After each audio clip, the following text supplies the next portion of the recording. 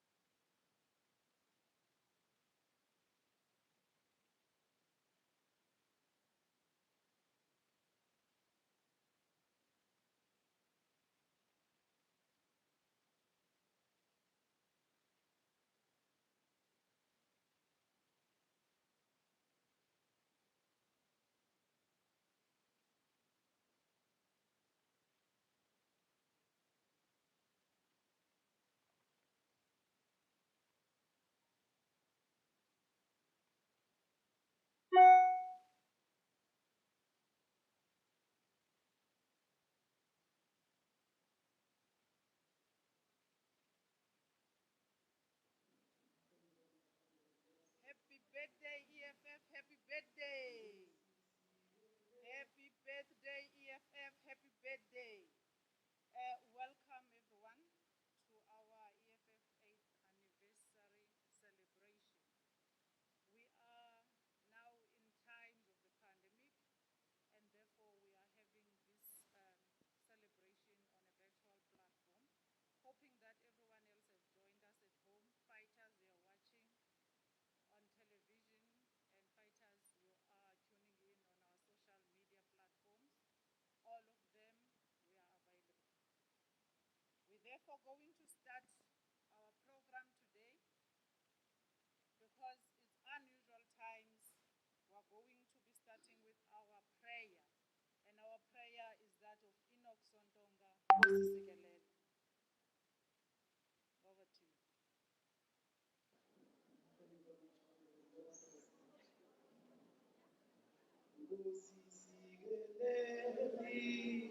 Africa maluphakani suphondo lwayo izwa imithandazo yethu Nkosi sikelela thina lusapho lwayo Nkosi sikelela Afrika maluphakani suphondo lwayo izwa imithandazo yethu Nkosi sikelela thina lusapho lwayo sithi woza moya sithi woza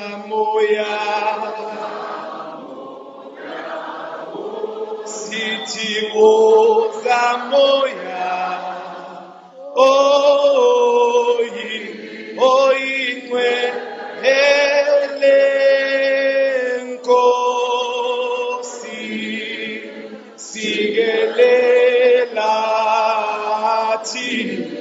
thina lusapho lwayo morena bolo kasitjhaba sa Yesu ufedise dintwa le matshwenyeho usibuluke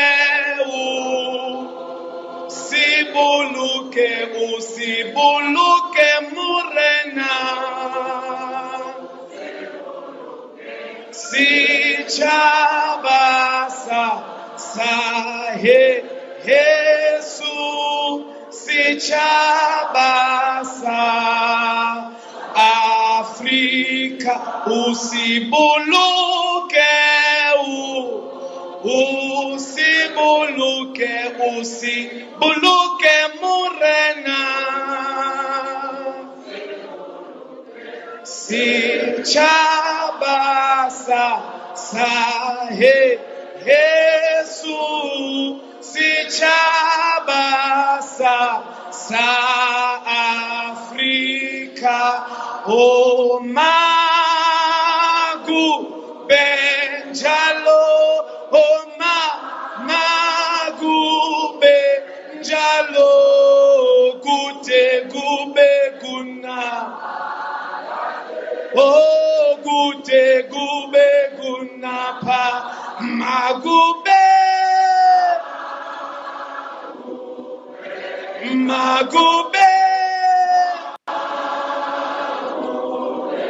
njalo kute kube kun phakade kute kube kunapha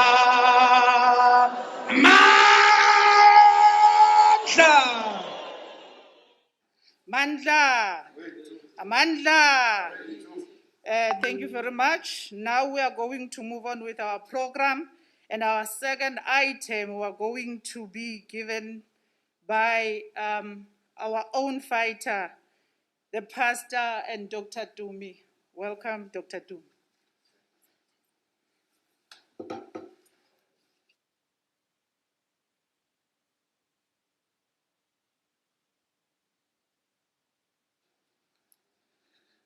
Greetings to everyone.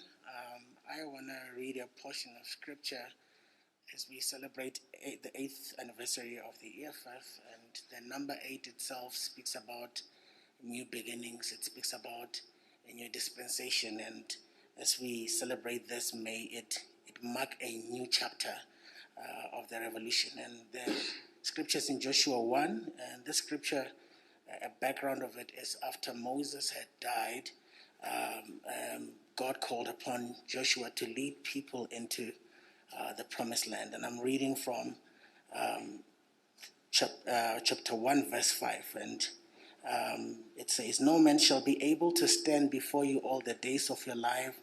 As I was with Moses, so I will be with you. I will not leave you nor forsake you. Be strong and of good courage, for to this people you shall divide as an inheritance the land which I swore to their forefathers to give to them." And this is very significant, and even as we celebrate this anniversary, the promise that we have is that God will never leave us nor forsake us. He will be with us, and what we need to do is be strong and be of good courage, because fighting and standing and defending and taking a responsibility to divide an inheritance of the land to people is a big thing. But the promise again is that God will be with us, so we need to be strong. And this is an encouragement even to the leadership to be strong and of good courage. For to this people you shall divide as an inheritance the land which I swore to their forefathers to give to them. Could you pray for us, Tiba Touch? Hallelujah. May we all please stand. Thank you. Thank you for the word. God bless you, Dr. Dumi. Fighters, if we may please close our eyes and pray. Father, we come before you at such a critical time where the nation is in disarray. Anything right now is uncertain. But we stand firm today celebrating this 8th birthday of this movement. And what a powerful way to exalt you through prayer. A movement that put God in its center says, we know who is our Redeemer. Lord, there are your children right now who have no access to any resource. They are wondering, where is this nation going? We're waking up at the height of this pandemic. Our kids are being sent to school today. Only you, Lord, only you can hear our prayers and restore our nation. So we come before you because we understand, as you said in Romans 1:18, where the wrath of God is revealed upon man. And you're speaking to Paul to inform the nation that if you don't turn away from your wicked ways, you will not remember us. Father, we speak on behalf of our policymakers. We ask you, Lord, to please forgive us and remember this nation. We will not watch this pandemic take our loved ones. We will not watch and see all that's happening around us without a nation that will stand firm and say, God, like in 2 Chronicles 7:14, if my people who are called by my name will humble themselves and turn away from their wicked ways, then I will remember them. This day is a day of atonement. God is going to remember South Africa through this celebration. Some of us are watching thinking this is a time to be cutting cakes. This is a time to be on our knees and turn away from our wicked ways and say, Lord, remember this nation. Forgive us, Lord, and restore peace in our nation. We ask the leadership of EFF that each and every single one of them, you give them the anointing to leap into this new dispensation. We pray for those who are watching at home, those who are fighting the battle of data, who are streaming this service. This is a moment of atonement. God is going to remember this nation through this celebration. We thank you, Lord. Bless the CIC. Give him the vision to keep marching on. Here's the DP, Lord. Guard him, Lord, with your word. He's also a servant. He knows the word. Hence, we open in this moment with a prayer. Father, I'm praying for the chairperson to the TG.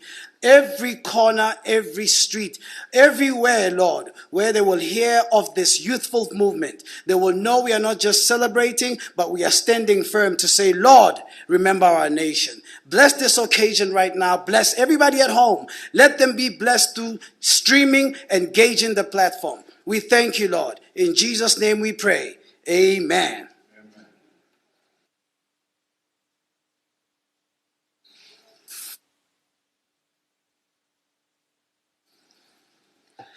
Thank you very much to the children of Africa. Thank you very much, Dr. Tumi. Thank you very much, Thibaut Touch. He said earlier on, is Pastor Thibaut Touch. Amen. So we must not call you with wrong names. You are Pastor Thibaut Touch. As we move along with our program, fighters, let me remind you, those who have some chores and you have to leave the TV, you can find us free on our social platforms, Twitter, Facebook, and you can follow us and hear everything that's happening here today. Sisondela kuvutondaba. As I call upon the DSG to introduce the leadership. Over to you, DSG.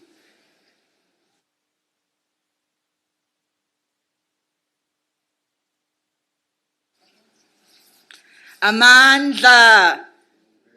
Matla. Now, thank you very much, National Chair. It is an honor and a privilege to be standing here today and celebrating the 8th birthday of the EFF. As the EFF grows and matures, we pray and hope that it does not lose its compassion and the character of a revolutionary organization. And we also hope that it does not lose the compassion and the love for the Black nation. So my job today, it's very small. I'm here today to introduce the leadership that is here with us today, and also to say thank you very much to our brothers who came here today, as Dr. Dumi and Pastor Thibaut Touch. Thank you very much for honoring us today. Firstly, I would like to introduce our Treasurer General, Commissar Ompile Maotwe.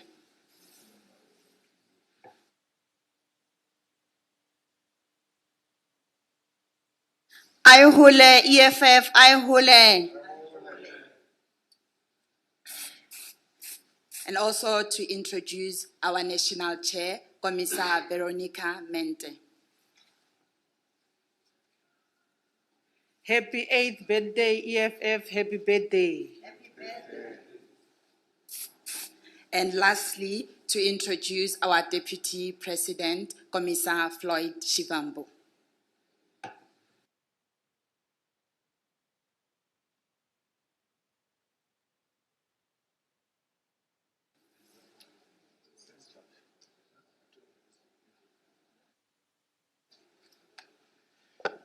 Amandla, long live the economic freedom fighters, long live. Forward to economic freedom, forward.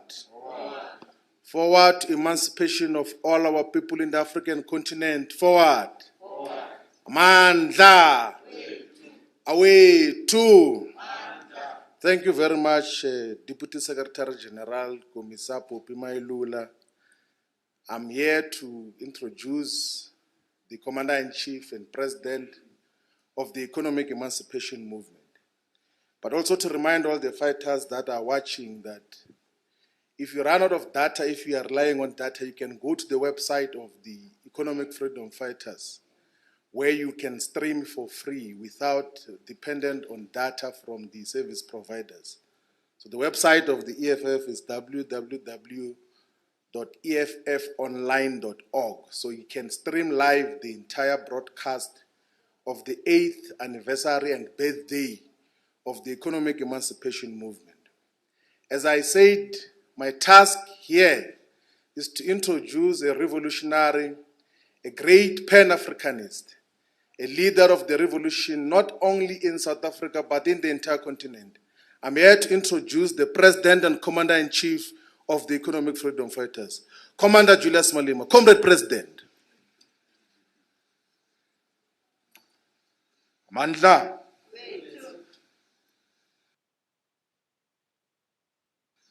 Thank you very much, Deputy President, and the leadership of the EFF, the Deputy Secretary General, the National Chairperson, the Treasurer General. I want to take this opportunity to send an apology on behalf of our Secretary General, who is not with us today due to health reasons.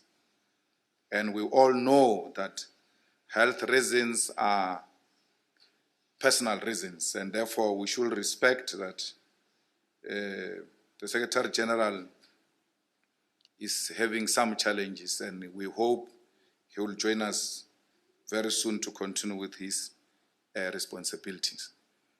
We greet all members of the Provincial Executive Committee, the Regional Commands Team, and all ground forces of the EFF. Today is a very important day in the history of the revolution. We send our revolutionary greetings to all the progressive forces. Today we celebrate the 8th anniversary of the Economic Freedom Fighters, a revolutionary social mass organization that was founded by revolutionary activists from all parts of South Africa 8 years ago.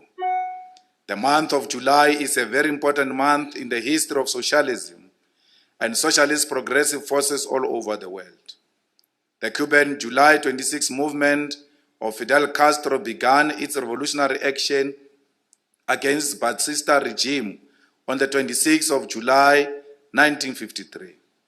We are aware that there are attempts to sponsor a counter-revolution in Cuba, and we call on the people of Cuba to resist American imperialism, which for decades has tried to destabilize the Cuban Revolution. The month of July is also important because 100 years ago, the Chinese Communist Party was founded, and festivities all over the world are still ongoing to celebrate the 100th anniversary of the Communist Party of China. The CCP is currently the world's most important political organization, one which will soon lead the world's biggest economy. The global balance of forces will gradually change in favor of progressive socialist forces. The ideological and political dominance of Western forces led by the United States have brought too much suffering to the people of the continent of Africa. US imperialism and its neoliberal ideology has destroyed the world and undermined the efforts of many African countries to defeat and eradicate poverty. As we said in our statement to wish the CCP its 100th birthday, China must unashamedly continue to build solidarity with all progressive Marxist-Leninist forces all over the world, and particularly contribute to the ideological, political, and organizational development and growth of all progressive forces in the world, like it's doing with the World Symposium for Marxist Political Parties. China must consider cancelling all debts of impoverished countries, particularly underdeveloped economies. China must aggressively and purposely play a leading role in the industrialization, development of the productive forces in all countries in the world. China must play a more central role in peacekeeping and peacemaking. China must be the leading voice in calling for the reform of multilateral institutions such as United Nations, the World Bank, International Monetary Fund. China must unapologetically lead a new socialist world order devoid of imperialism, imperialist wars, and dispossession of the powerless. China must lead in the establishment of alternative progressive global institutions, and that must provide a counter-narrative to established institutions. The aim of those progressive institutions must be to provide support to emerging socialist economies the world over. When we gathered in Soweto 8 years ago, we asked the question of what is to be done because there are several observations that had made about the politics of South Africa. Amongst these observations, which are contained in the founding manifesto of the economic freedom fighters, the 20 years of political freedom have not borne much significance to the people of South Africa.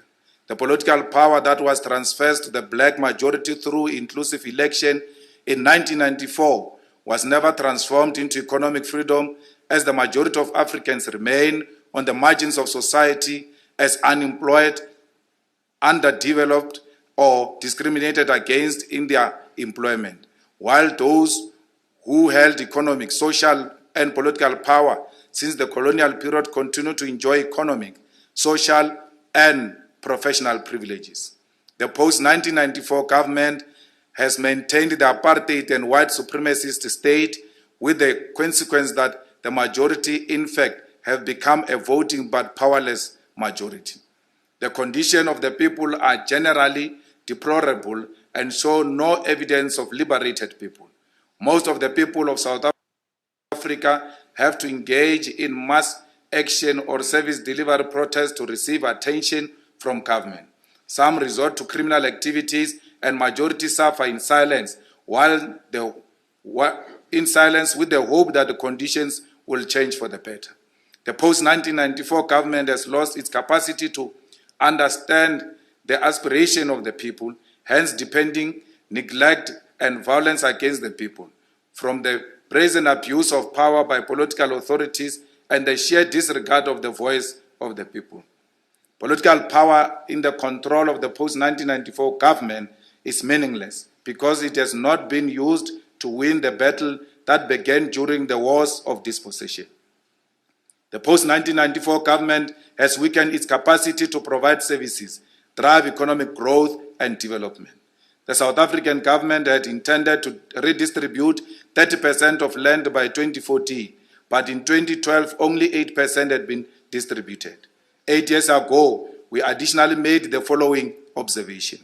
The former liberation movement in office will never be a sustainable solution to South Africa's developmental problems in the foreseeable future.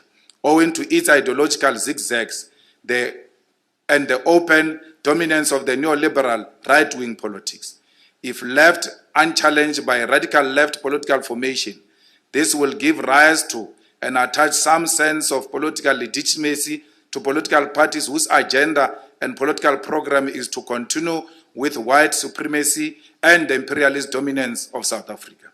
The former liberation movement's integrity and credibility will gradually decline because it will not address the many massive developmental challenges confronting society in the current status quo. Poverty, unemployment, inequality are worsening under the post-1994 government. This is because the former liberation movement does not welcome radical policy shift and is instead obsessed with protecting the interest of white monopoly capital. Political parties in opposition to the former liberation movement in office oppose it on superficial issues because all the major political formations in parliament carry the same neoliberal capitalist and free market program that the incumbent government does. The Congress-aligned left-wing formations have been swallowed into reform politics of patronage and will never regain integrity to pursue real working-class struggles anytime soon. The trade union movement, which is supposed to defend workers' interests, will soon be swallowed into the same politics of reform. All those who push for a radical agenda will be isolated, banished, portrayed as anti-government. Independent trade unions will continue to emerge and grow bigger because previous dominant unions will gradually fail to represent workers. The majority of people in informal settlements, townships, villages, and other poor communities will disengage from mainstream politics and not vote in successive elections. This will be sure to happen if, as fighters for economic emancipation, we do not offer real ideological and political alternative to the status quo. The youth movement has been turned into a lapdog sent to repeat what the incumbent government leadership says. Puppet youth leaders will be rewarded with cabinet posts and other perks to sustain their puppet status. Victimization of those who are suspected of being part of the political alternative to the former liberation movement will increase, with threats of arrest, assassination, and the possible manipulation of the justice system. The middle class will further drift away from the former liberation movement and beef up the neoliberal alternative. Service delivery protests will intensify and workplace stoppages in the mines and on the farms will also continue on higher volumes than before, thus worsening the economic crisis South Africa is experiencing. Social movements and issue-based organizations will remain on the margins of mainstream politics and only mobilize on sector-based issues, which will not relate to mainstream electoral and power politics. Any form of generalized uprising will be harshly suppressed by the state machinery in an attempt to prevent it from escalating to a level where a sitting government can be toppled. The youth will become more disgruntled under the leadership of the former liberation movement, and like in previous elections, the youth will be fed so many empty promises on education, jobs, which will never be created because there is no radical, convincing plan on how this can be done. South Africa has been turned into a kleptocracy with government leaders openly looting state resources, pursuing self-enrichment and classifying reports and process that seeks to expose such callous behavior. Those close to political leaders will get richer and more corrupt because they will know that, like them, they are immune from prosecution. It was therefore on the basis of this observation that we respond to the clarion call and the question which was, what is to be done? Our response to this question 8 years ago was that we should found a revolutionary organization as a fighting weapon for the poor. The EFF has since its formation demonstrated that it is the most dependable, trustworthy fighting weapon in the hands of the dispossessed, landless and jobless masses of our people. Since our formation 8 years ago, these are some of our achievements. The EFF Pan-Africanist message for continental unity and economic freedom in our lifetime has echoed across the continent. It has led to the formation of the EFF structures in Namibia, Lesotho, Zimbabwe, Liberia, Eswatini, Malawi, and Ghana by a young, militant, and fearless generation. The message echoes across the continent because young people have realized that there cannot be economic emancipation in one country while the rest of Africa remain as neo-colonial in the neoliberal class.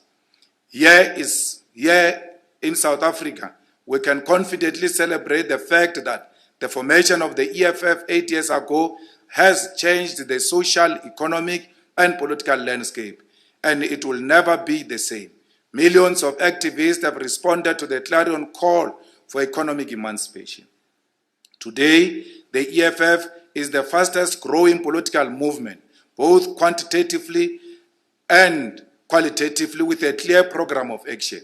We have brought young people to politics of program and activism instead of politics of careerism and patronage. We have increased our votes from 1.2 million votes in 2014 to just under 2 million in 2019. We have increased our public representatives from just over 60 in 2014 to more than 900. We are represented in the national parliament, in all provincial legislature, and in majority of municipal councils. The days of sleeping in legislature are behind us. The days of sending political rejects in legislature are behind us. And the days of using legislature to sweep corruption are well behind us.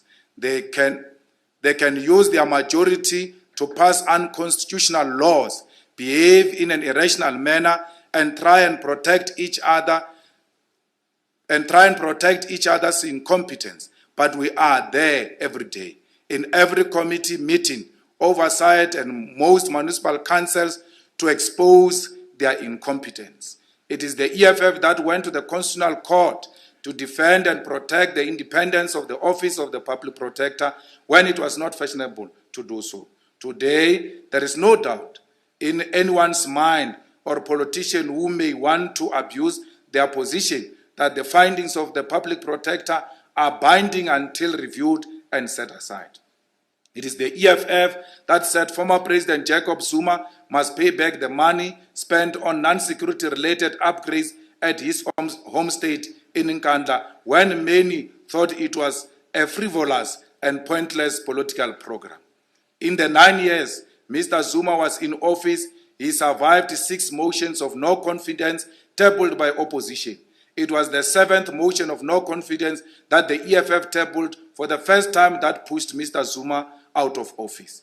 It was the EFF that led and supported the land occupation program that gave many of landless people land across provinces.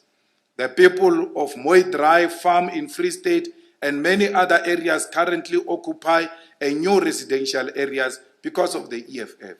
In Belabela, the EFF tabled a motion for land expropriation program that led the municipality council to allocate 700 fully serviced stands to deserving landless people.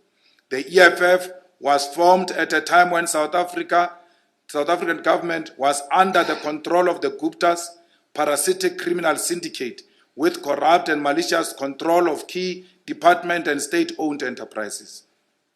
The EFF effectively led a political program including in parliament that stopped the Gupta criminal syndicate. One of the byproducts of the EFF political program against the Guptas is a vibrant political landscape.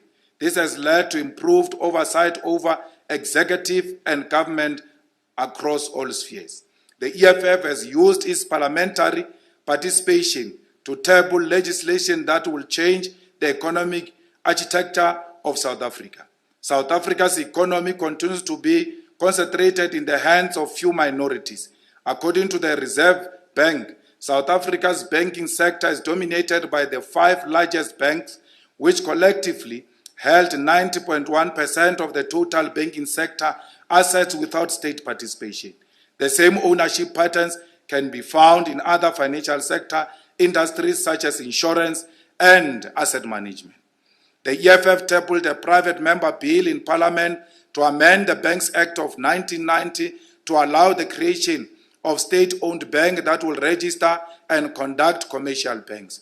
While the bill was passed by Parliament and signed by the President into an act under the Finance Act tabled by the Finance Minister, it is the EFF persistence that led to the amendment of the legislation that allows the creation of the state bank. These cowards, till today, they have not started a process of establishing a state-owned bank, the most needed bank which will help majority of our people which are excluded and marginalized by the current banks. The EFF tabled a private member bill to nationalize the South African Reserve Bank, to discontinue private ownership of the central bank, and it is currently before Parliament. The EFF continues to champion workers' interests. The EFF, through its public representatives, Johannesburg, Tshwane, and Nelson Mandela Bay Municipal Council, tabled successful motion on the insourcing of municipal workers. Consequently, thousands of security guards, cleaners, and other low-paid workers are now full-time employees with proper salaries. Security guards in Nelson Mandela Bay were insourced with a salary increase from 4,000 to 11,000. In Rustenburg, the EFF fought for workers to be reinstated after they were wrongfully terminated. Today, the EFF Labour Desk has recorded wins for workers in different factories, workplaces, and against government institutions that exploit workers. The EFF Gender Desk, under the guidance of the Deputy Secretary General, is at the forefront of the fight against gender-based violence in courts, homes, rural areas, townships, and everywhere it happens. The EFF's most outstanding achievement in the last 8 years since the formation of the EFF is the fight against anti-black racism and continue to disregard of blacks' lives. Despite the attainment of political freedom, black people are subjected to racism, including by institutions such as banks, insurance companies, many other service providers, and right-wingers. The EFF has built the confidence of black people, in particular black workers working in racist companies, to confront racism everywhere where it encounters it. Today, many middle-class workers, particularly the youth, are able to speak truth to power. They are not scared of their white bosses who always want to undermine them and their qualifications. Many of them would like to hate EFF on public platforms, including on social media. But inside them, they know that the EFF is a weapon they always use to fight racists at their workplaces. Many young professionals, when confronted with difficult situations where they work from, they always threaten the white bosses with the EFF. I can sleep at night knowing very well that I've empowered black Africans with the weapon that they will use against the racists that continue to occupy strategic positions in the economy of South Africa. These are some of the few organizational and political achievements we look back in the last 8 years and we see as solid foundation for the work that lies ahead for South Africa and African continent. Because we use superior logic and advanced tools of analysis, we were able to foresee all what is happening in South Africa 8 years ago. Some of you even call us prophets. We are not prophets. We use proper tools of analysis empowered by Fanonian, Marxist, and Leninist school of thought. The EFF founding manifesto, which was adopted 8 years ago, says any form of generalized uprising will be harshly suppressed by the state machinery in an attempt to prevent it from escalating to a level where a sitting government can be toppled. We said this 8 years ago. Today, those who tried to protest against this government, the soldiers were sent on the streets of South Africa to threaten people from exercising their democratic right. We warned about this, and we want to warn again that the state will intensify its attack on defenseless people who are not aiming at toppling any government through undemocratic method, but through protest and showing their dissatisfaction against this kleptocratic government of the ANC. The activities of the past 2 weeks are a reflection that South Africa is sitting on a ticking time bomb. What happened in South Africa 2 weeks ago was not an insurrection and was never an attempt to topple government. Anyone who suggests that what transpired in South Africa 2 weeks ago is an insurrection is a charlatan, an opportunist, liars who have substituted their brains with hot air. There was never an insurrection in South Africa, and there was never an attempt for insurrection. Many social media commentators confuse the economic freedom fighters' rejection of the deployment of soldiers into the streets to police the unrest that were ignited by the arrest of the former President Jacob Zuma with an endorsement of the destruction of the shopping malls. On the contrary, the EFF does not and did not endorse the looting and destruction of property. But we want to emphasize that we are on the side of the people who are engaged in the activities of looting and fighting to provide food for their children. For our mandate, deriving from our own founding manifesto and the Constitution, we have an obligation at all material times to be on the side of the weak. And those who are accused of looting are the weak and will always be on their side. Bringing soldiers into the streets for civilian unrest is a sign of a government that has no legitimacy amongst its people. Where leaders are unable to persuade citizens to conduct themselves in accordance with the law, those who lived under the racist, illegitimate apartheid government will vividly remember that to remain in power and in charge, the regime had to threaten force and arrest of defenseless people. Thus, apartheid has to perpetually bring soldiers into the civilian matters because it was illegitimate. Almost all illegitimate regimes in the world are front with soldiers on the streets to protect private property and to protect the elite.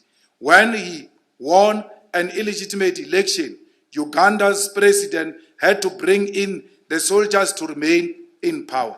In Eswatini, the so-called king, who recently sworn in a prime minister to be loyal to him as the king, recently deployed soldiers because he is presiding over a personal fiefdom, an illegitimate government established without the will of the people. In Myanmar, there are soldiers on the streets because they overthrew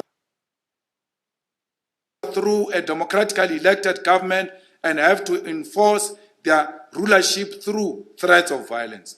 When the government of Cuba recently encountered the United States-sponsored minute protest in the capital city, the government of Cuba and its leadership mobilized masses into the streets to defend the Cuban Revolution.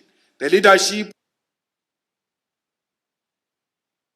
of the Cuban people knew and understood that the best defense against reactionary forces is the masses, not guns, military threats, or show of force.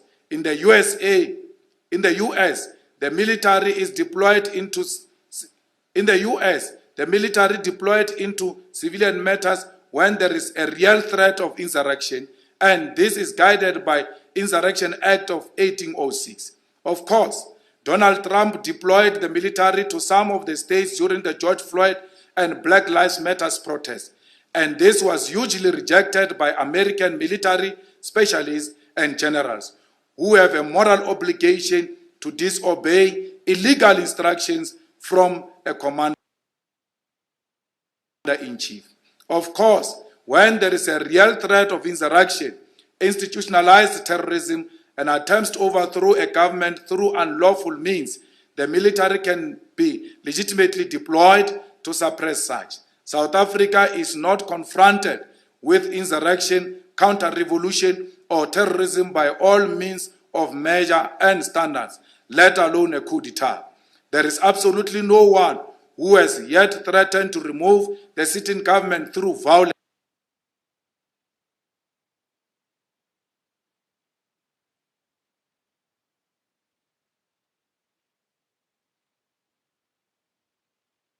and all intelligence services, crime intelligence, SSA, and military intelligence have publicly admitted that there is no threat of insurrection yet.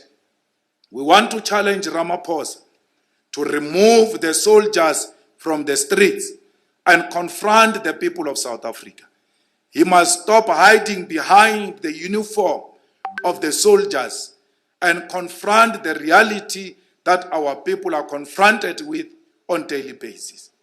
If you are a man, Ramaphosa, and you know you have been elected legitimately by the people of South Africa who love you, and that you did not buy the presidency through the money of the white monopoly capital, then go and speak to the masses on the ground. You cannot threaten them with the soldiers. You have admitted unwittingly that you are an illegitimate leader when you deployed soldiers on civilian matters. The brave leader will be amongst his people, because a leader is a swarsak. If you are not scared of your people, go and stand amongst them. Let them insult you. Let them tell you all the problems they have. And you must commit to solve those problems. I can guarantee you, once you have listened to the masses of our people and you leave, anyone who wants to agitate them against this government and against yourself, the people themselves will say, the president was here, the ministers were here, they listened to us, let's give them a chance and see if they will not implement what we've told them. But in your cowardice style, since you have been saving white capital from the 70s till to date, the only solution you know is killing our people, the same way you have done in Marikana, the same way you want to do today when people challenge your authority. We call upon our people not to be scared of the soldiers. They will never kill all of us. When we rise and raise legitimate matters and do so within the confines of our constitution, no soldier can kill us.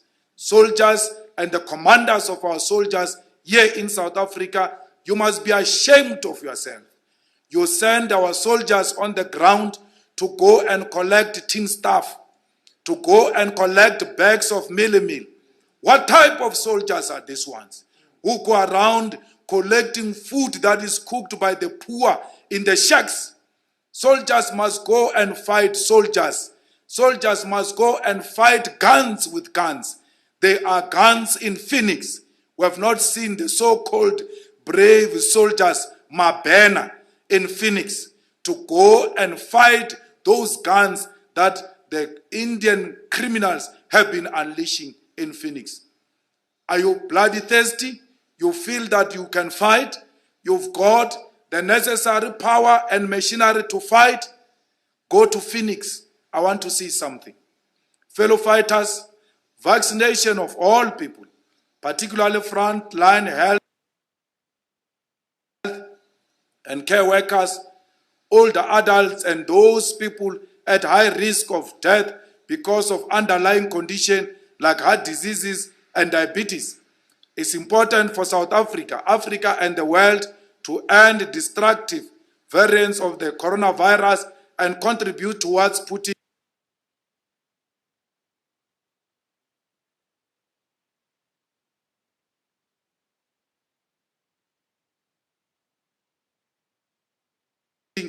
world of the path to the ending of the pandemic.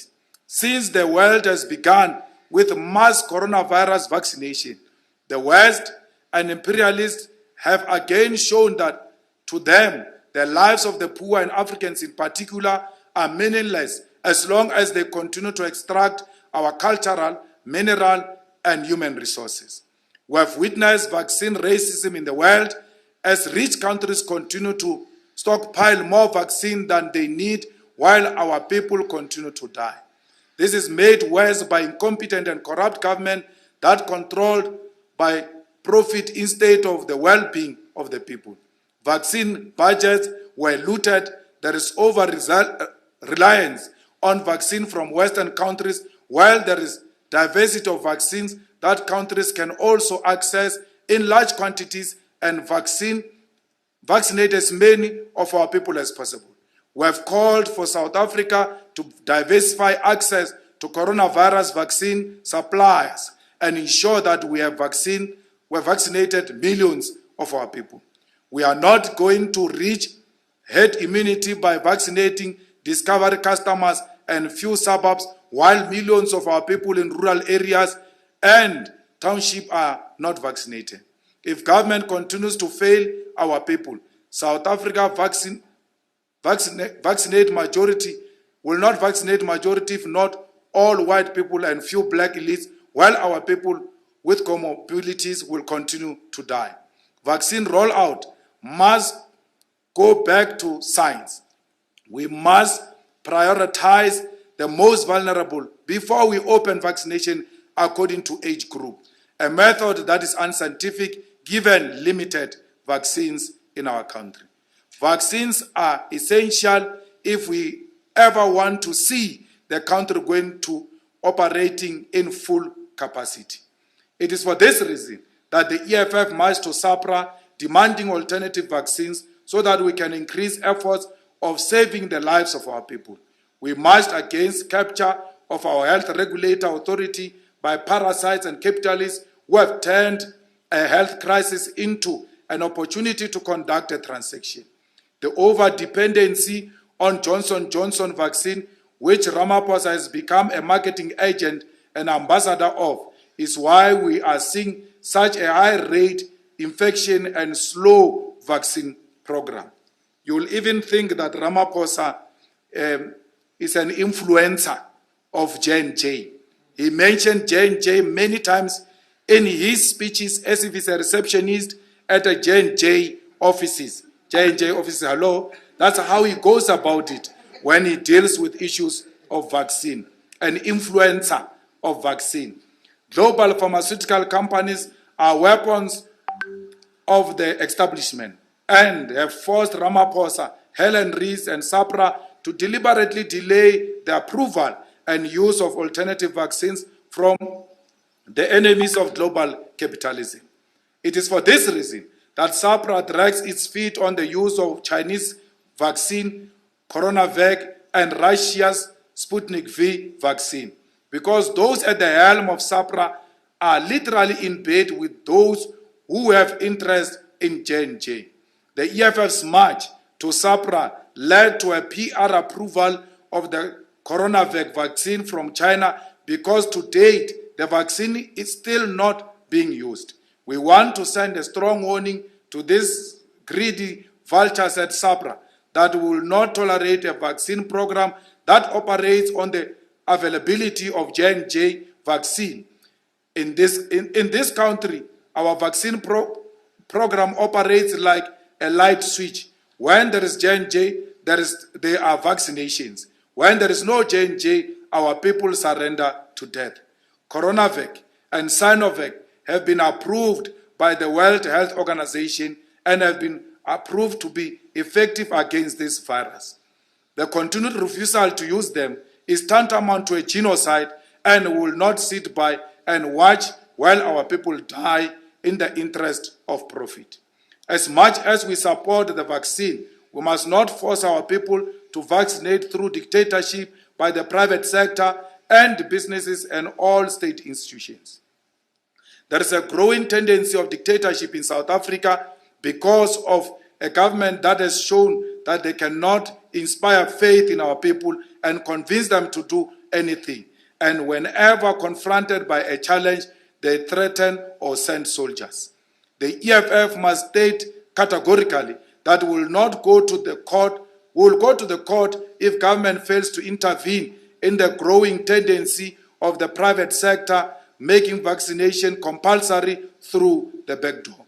We have received reports of institutions, employers, and even landlords threatening our people with deadline to vaccinate instead of promoting vaccine use. The solution to vaccine fears is engagement with our people and exhibiting to them the need for vaccination in order to save their own lives. Our people must be engaged, not threatened, and have their health rights violated.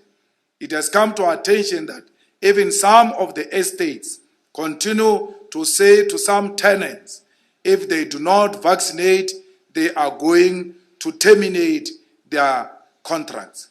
Let them try us, because the EFF will not sit back and allow vaccine dictatorship. No one is going to be chased out of any estate because they do not want to vaccinate.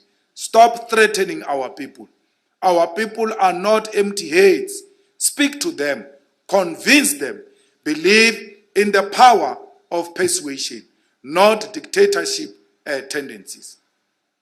Ground forces. As the EFF, we are approaching the upcoming important local government election from a position of strength and governance experience we gained in the last 8 years.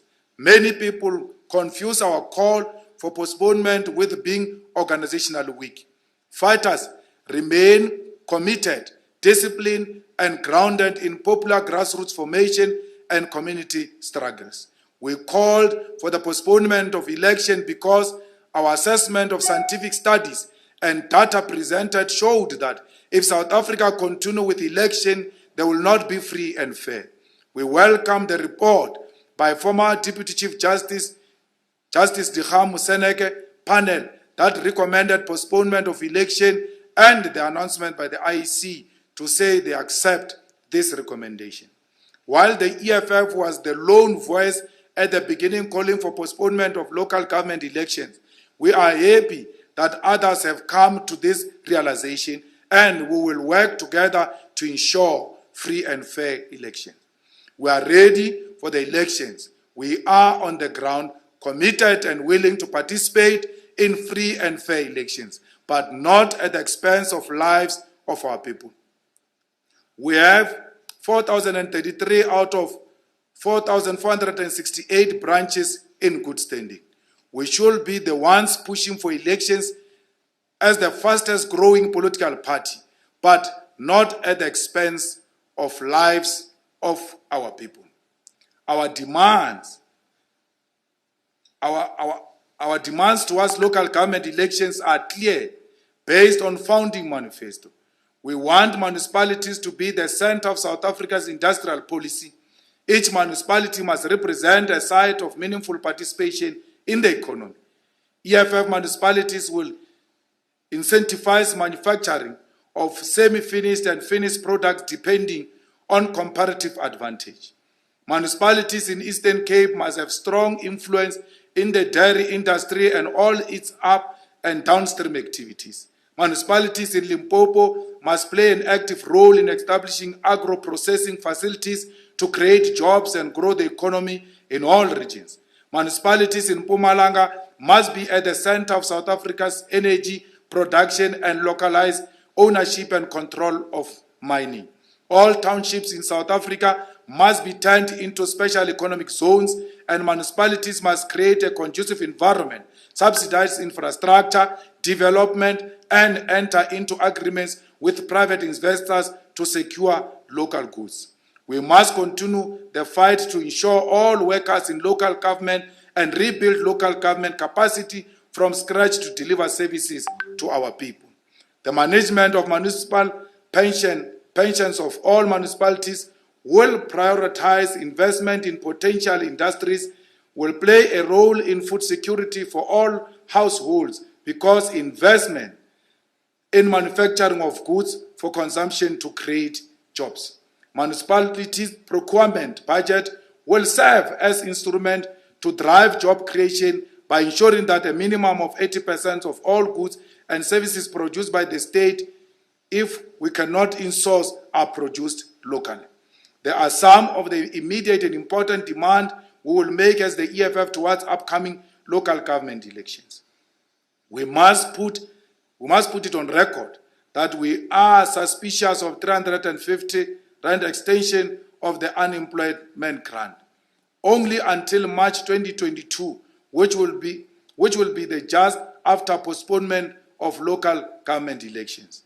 The EFF has long called for a basic income grant, and to confine the extension to the election period seems to be another food parcel program of the ruling party implemented by the state. We want this 350 to be permanent. It must not end on the election day. The grant must be made a permanent reality and the amount increased to a respectable amount which will have a meaningful impact.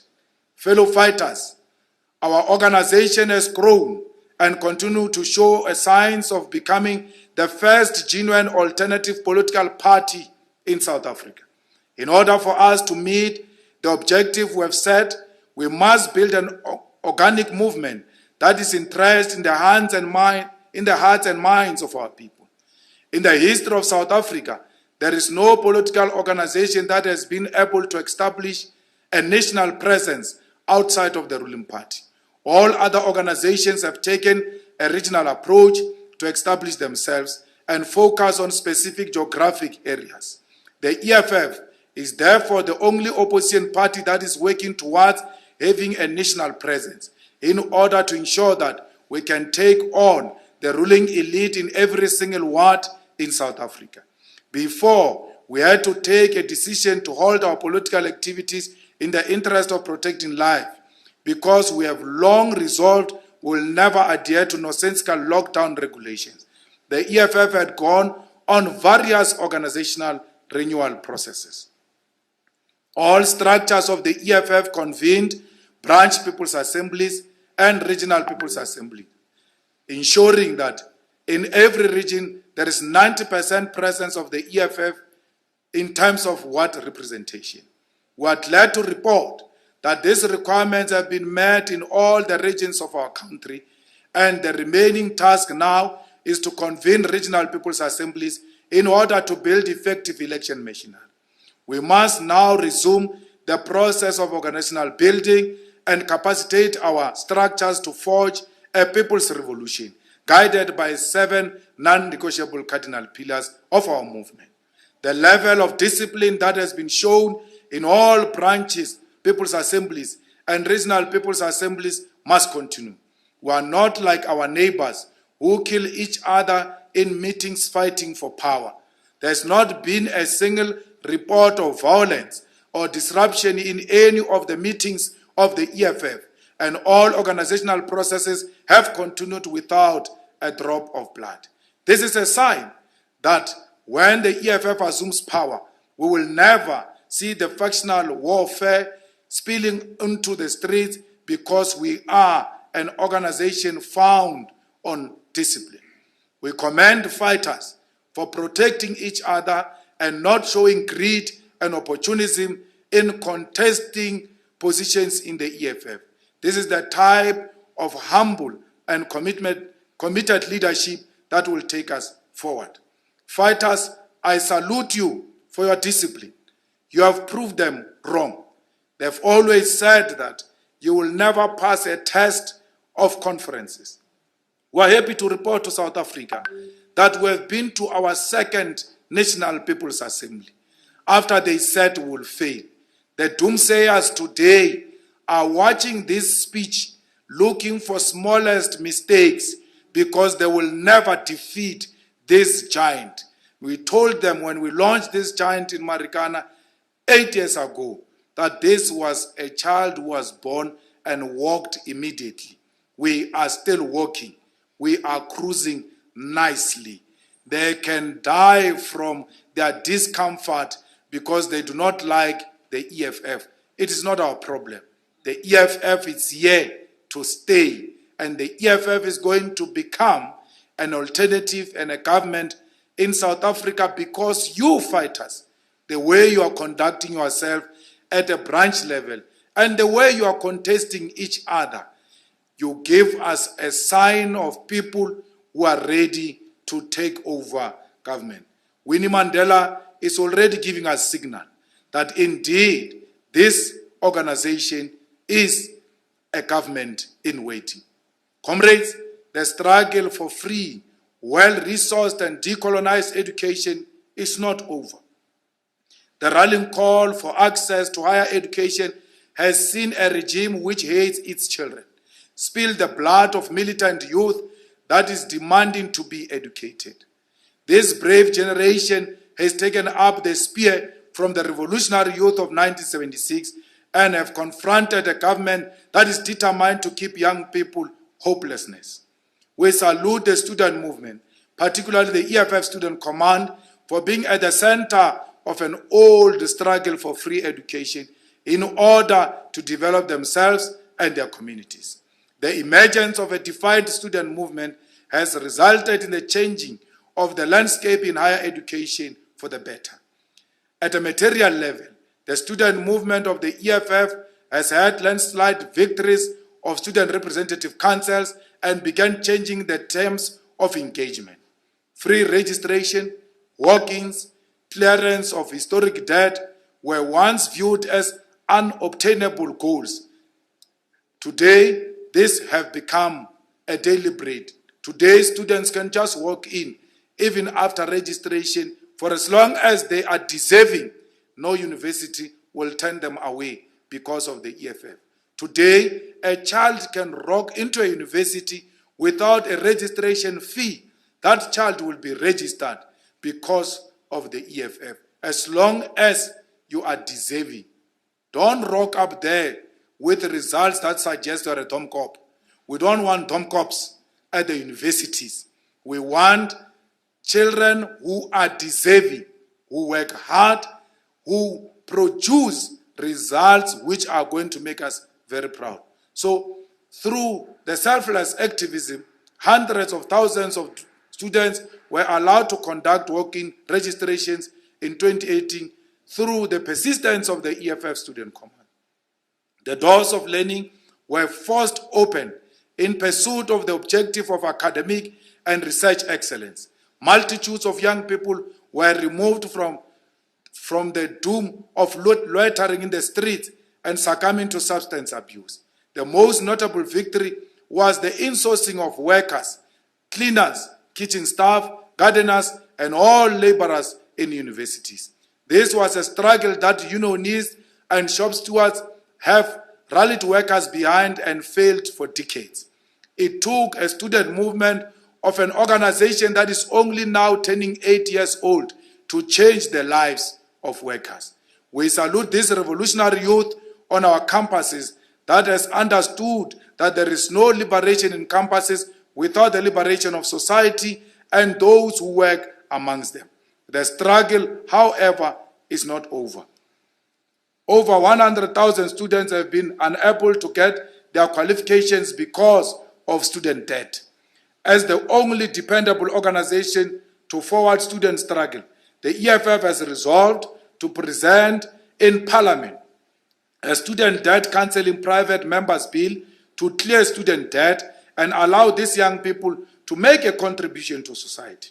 To deny people who have shown they have the capacity to complete their qualification access to their degrees is evil and means that we are unable to transform the representation of lectures and academics because black people do not have the money to proceed with their education. We must ensure that there is meaningful decolonization of academia and that all fields are able to respond to the need for innovative ideas in the country and the continent. Qualifications must not be designed to make capitalists who get education in pursuit of money. Our education system must respond to the challenges of society and our dark past of underdevelopment by colonialism and imperialism. The rallying call for the decolonial education must rise not only in South Africa, but the entire continent, and must and we must build a student movement that will challenge all puppet regimes in Africa. Through this continental solidarity of the youth, we will create an Africa that is developmental and centers education in all efforts towards economic freedom.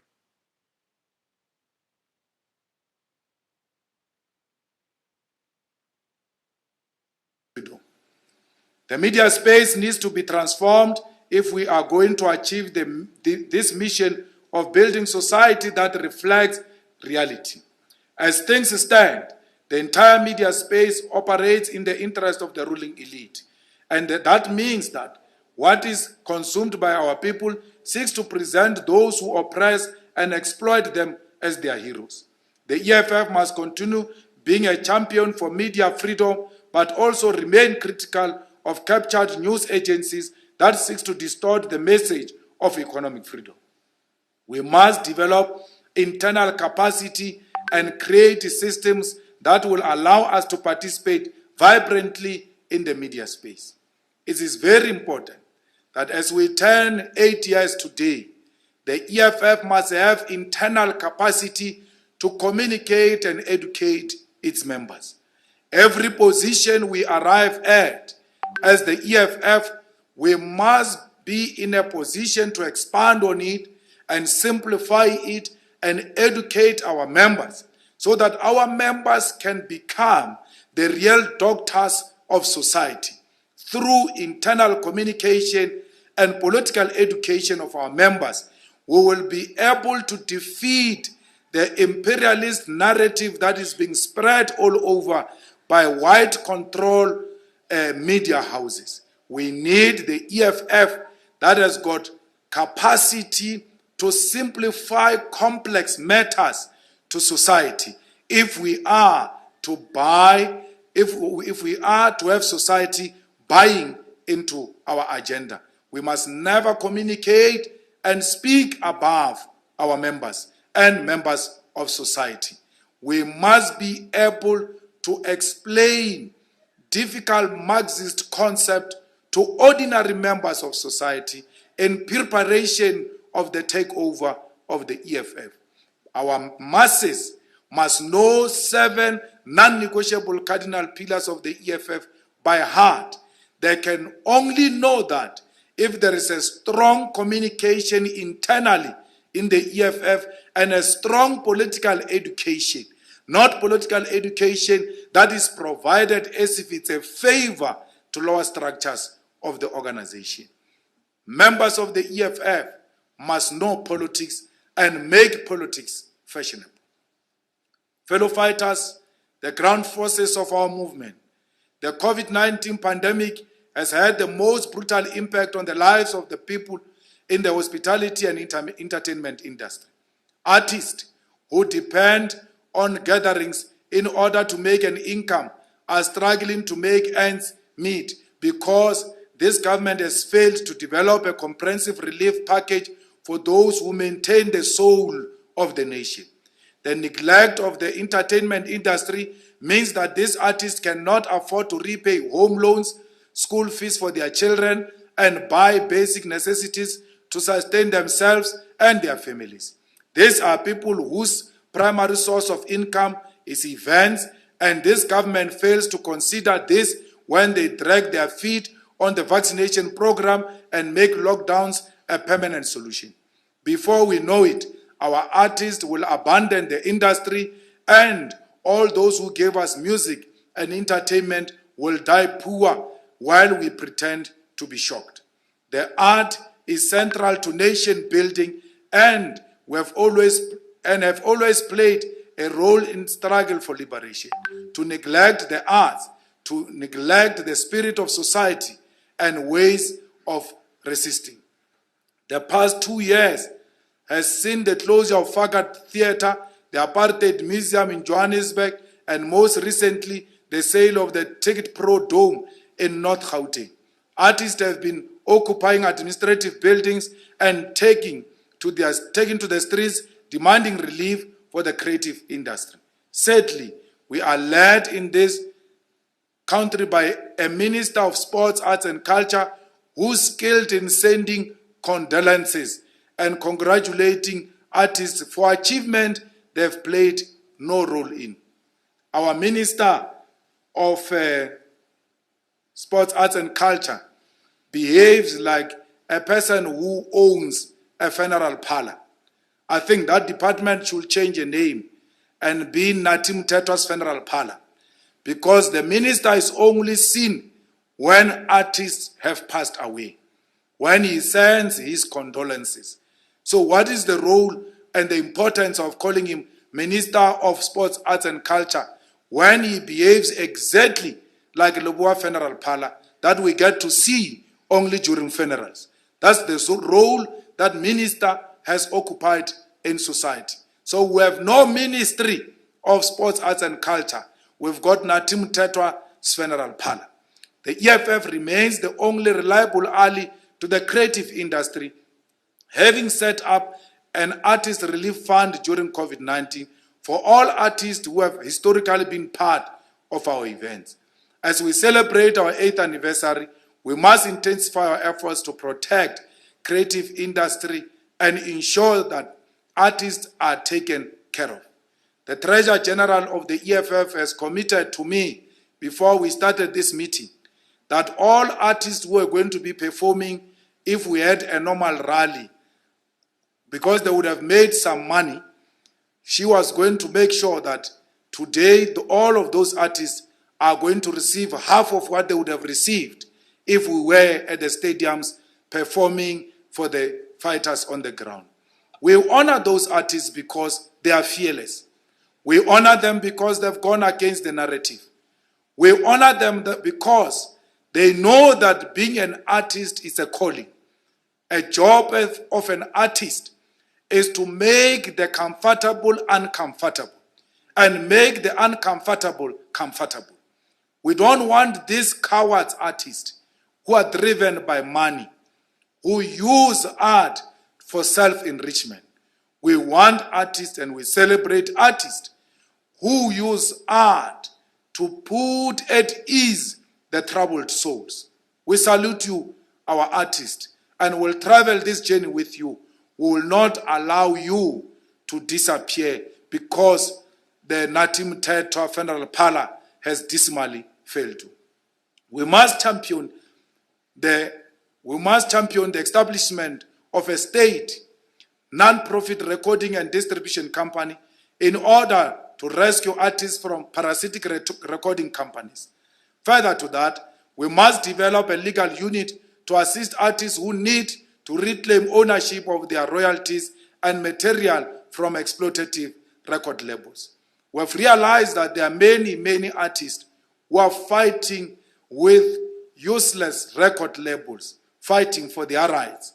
We have taken a decision to help all of those artists to fight these exploitative record labels and to ensure that they own their own work, because this work belongs to them, not to some useless owners of record labels who are exploiting our people.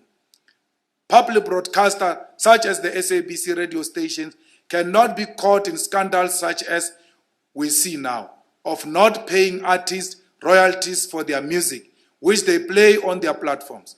Radio must pay all artists their needed time royalties. This SABC is the one that should be understanding the plight of these artists and should be understanding that it is indeed a critical moment to pay royalties since our artists are not performing anyway. So it is irresponsible, especially for the SABC, not to pay royalties. We call upon the SABC to speed up the process of paying royalties, because that can be another effective measure to intervene in the plight of our artists now. We want to tell those who are taking payola at the SABC radio, in particular Radio Metro. Radio Metro, Metro FM, is very important. It's the most influential radio station. When your music is played at Metro FM, you are guaranteed that all other radio stations will play your music. We were saying to Metro FM, please compile us. Stop taking payola. Stop taking money from artists because they do not have this money. They rely on you to survive. We call on Metro FM to play the local music. And by local music, we don't mean the music of these pretentious artists who don't know whether they are singing banganga or hip hop or mapiano. We mean a music of all.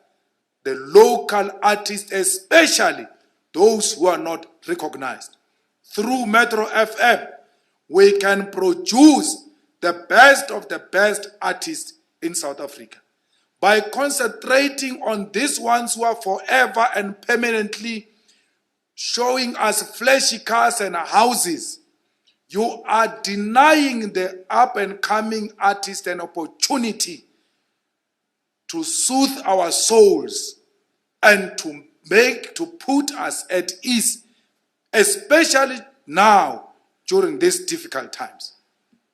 Stop boring us, Metro FM, with artists who do not know which genre of music they belong to, and get our artists to come and sing for the nation and sing the beautiful melodies of South Africa and Africa. I challenge the SABC radio to play more of Swahili music because we want to promote the language Swahili so that there could be one common language that can unite the people of Africa. Through one language, as Africans will be able to understand each other's message and appreciate each other's existence and will not see each other as enemies. We see each other as enemies today because we see each other through the lenses of our colonizers. We see each other as Francophones and as Anglophones. That must come to an end.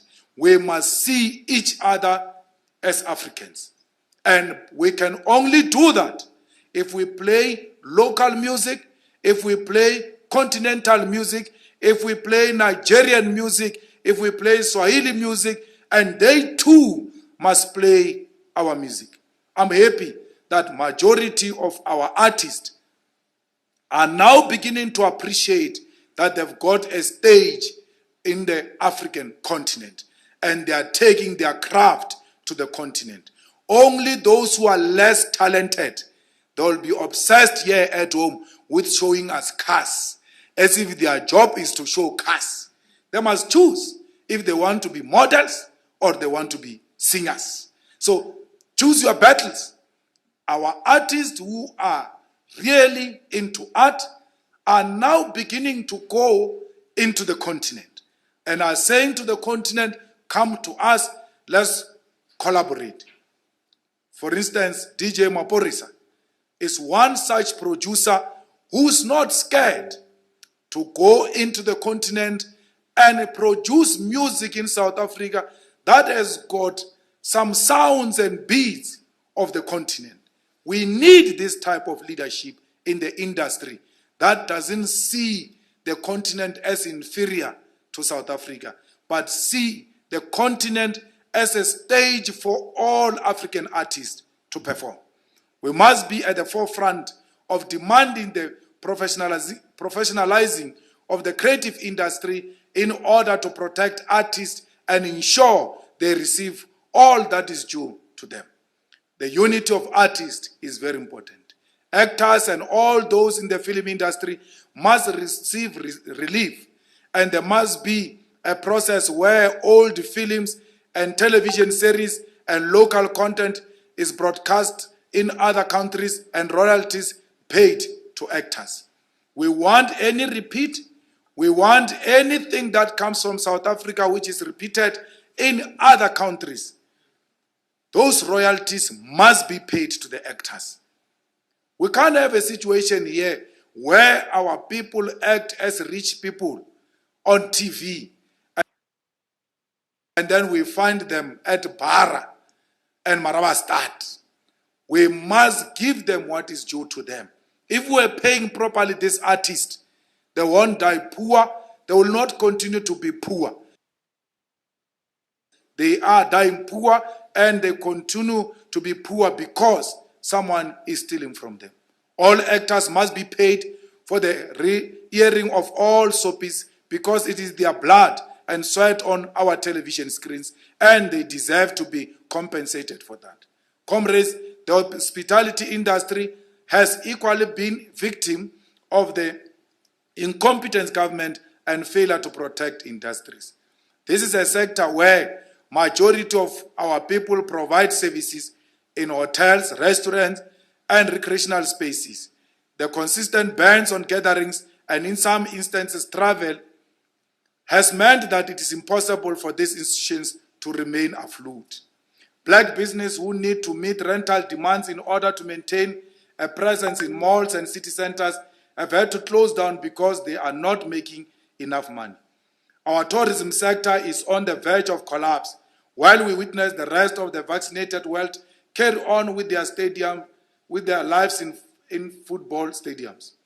Workers in hotels are being paid half salaries because these institutions are simply not getting occupied as a result of lockdown regulations.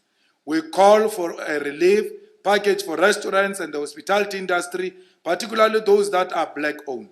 The jobs in this sector must be protected and restaurant owners must be given the leeway to continue occupying buildings even when they struggle to meet rental payments.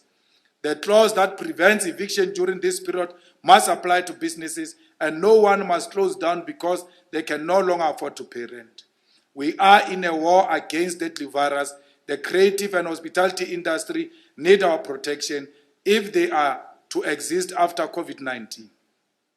Our protection of this industry depends on massive vaccination rollout program so that these institutions can function at full capacity. We want this government to really pay a relief to all restaurants, to all hotels, to all those who depend on events for survival. Otherwise, after this COVID-19, there will not be any entertainment or hospitality industry left. When the EFF spoke about radical transformation of society, at the center of which is the return of the dispossessed land back to those from whom it was dispossessed, the South African government and the largely white quasi-intellectual base upon which the government depends was caught unaware. It is for this reason that the ruling party repeatedly rejected EFF attempts to amend the constitution prior to 2018. For the ruling party and the intellectual base on which it depends, the pain of landlessness was something that could be postponed indefinitely. This is despite the shocking revelation of 2014 land audit, which stated that out of 122 million hectares of South Africa's land, about 79% of this land is privately owned, 14% owned by the state, and 7% unaccounted for. This was a glaring fact which the EFF strongly believes that the state should be a custodian in order to redistribute fairly and meaningfully, and of most importantly, avail land for public purpose with no unnecessary hurdles. The ANC is selling out on this important question of land by adopting some reactionary imperialist-sponsored position on the land question when we have an opportunity to address the historical injustice and begin a concrete program of poverty eradication. We contend that it is impossible to ensure a broader-based land distribution program when the land tenure regime is still primarily that of freehold tenure. If the ANC continue with their attitude and adopt Section 25 as it is now, despite EFF's superior logic, guidance, and willingness to work with them, our people will be left with no option. Land is everything to our people. We will never support any amendment that is artificial. We will never support any amendment that says we must compensate the criminals who stole our land. will never do that. Section 25 must be amended to allow expropriation of land without compensation and make the state the custodian of the land, the same way we did with minerals and water. It is not impossible. It is possible. And it will only happen under the EFF government because the ANC has sold out. But what pains me deeply, personally, is Ronald Lamola, a former deputy president of the EFF who was part of this generational mission of the Youth League, who is now leading an onslaught against a generational mission. We must declare here and now that Lamola is not of our generation. He has committed a generational suicide and must never be counted amongst our generation. For because he's prepared to sell his own generation for ministerial position and perks, Lamola has never been and will never be part of our generation. For sure, even when he was leading with us in the Youth League, he was deployed to come and distort our historic mission as a generation of economic freedom fighters. But I can tell you now, he failed in the Youth League, and he's still going to fail even when we are no longer with him in the ANC. For because we'll fight for this generational mission until it is achieved. There is only one thing that needs to happen, and that is the attainment of our generational mission. And that mission is economic freedom in our lifetime. And that freedom is not complete without the ownership of the land by our people. If people want to leave South Africa because we're demanding our land, bye-bye. You are free to go. No one is holding a gun on your head. But we can guarantee you, you will come back because we are going to flourish with or without you. And let's tell you, we will not be like Zimbabwe, because ours is going to be done through the constitution and with the masses of our people on board. No blood is going to be split. No one is going to die. All of us, through the power of persuasion, are going to agree to amend Section 25 to allow expropriation of land without compensation. They can call us anything they want to call us. They can say to us, we are flip-floppers and anything of that sort. But our founding manifesto and our constitution and our 7 non-negotiable cardinal pillars have not changed. What flip-flopping is that? Why is Nelson Mandela not being called a flip-flopper? After his release from Robben Island, he went to stand there in Cape Town and said, nationalization is the policy of the ANC. After attending the World Economic Forum, he came back to South Africa and said, nationalization is not possible, it's not practical, it's no longer a policy of the ANC. He changed on such a fundamental policy position. You never called him a flip-flopper because he's your favorite.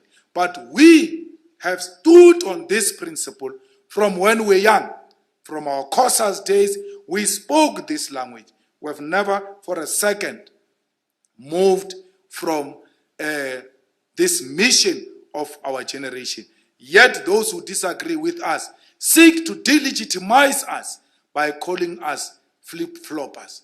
Let's tell you now, Mandela's generation had a man called Bruno Mtolo. Bruno Mtolo is a man that sold his generation. Our Bruno Mtolo is Ronald Lamola. Ronald Lamola must be known, Minister of Justice, as our Bruno Mtolo, a man, a tall man who sold a generational mission. We must speak against the decision to refuse to unseal the CR17 documents by the North Gauteng High Court as exhibition of the possible capture of our judiciary. The court has given no acceptable reasonable explanation as to why the president accent to presidency is not a public interest. in terms of those who funded him, essentially conducting a preliminary capture of the state. We are of the firm belief that those who funded Ramaphosa's political campaign to presidency are now beneficiaries of state tenders and access to state-owned enterprises. This becomes worse in the context of a pandemic where pharmaceutical companies that are part of these CR17 documents are now exclusive producers for South Africa's vaccine program.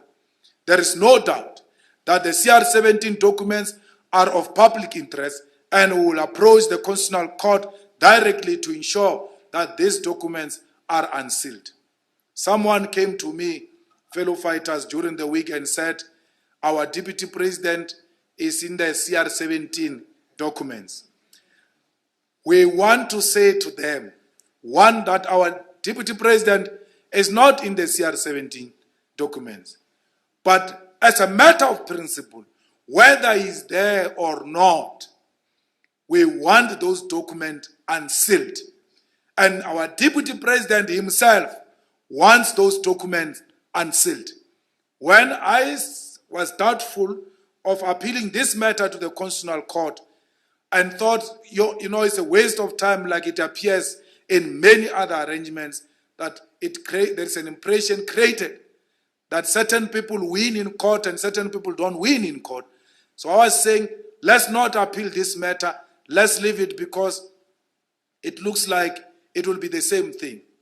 It is the deputy president of the EFF who led the charge and demanded that this matter must be taken to the Constitutional Court.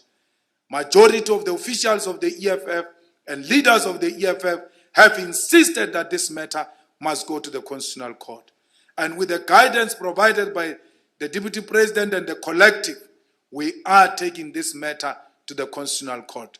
Although we suspect what could be the possible outcome given the current arrangement, we are prepared to die with our boots on. We never retreat on a battlefield. We fight a battle to its logical conclusion, and we'll fight this one to its logical conclusion. We do not care what happens after that. Our responsibility as the EFF is to fight the powerful and side with the weak. In this instance, Zuma is weak, Ramaphosa is powerful. We are coming for Ramaphosa.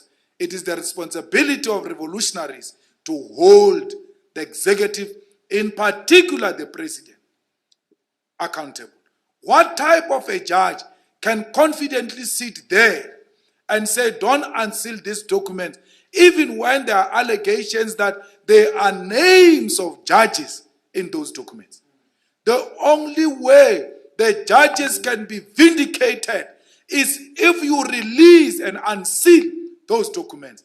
Let's see who is in those documents. We want to guarantee you, South Africa, everybody who donated money into CR17, all of them by now, none of them has received a tender of less than 300 million.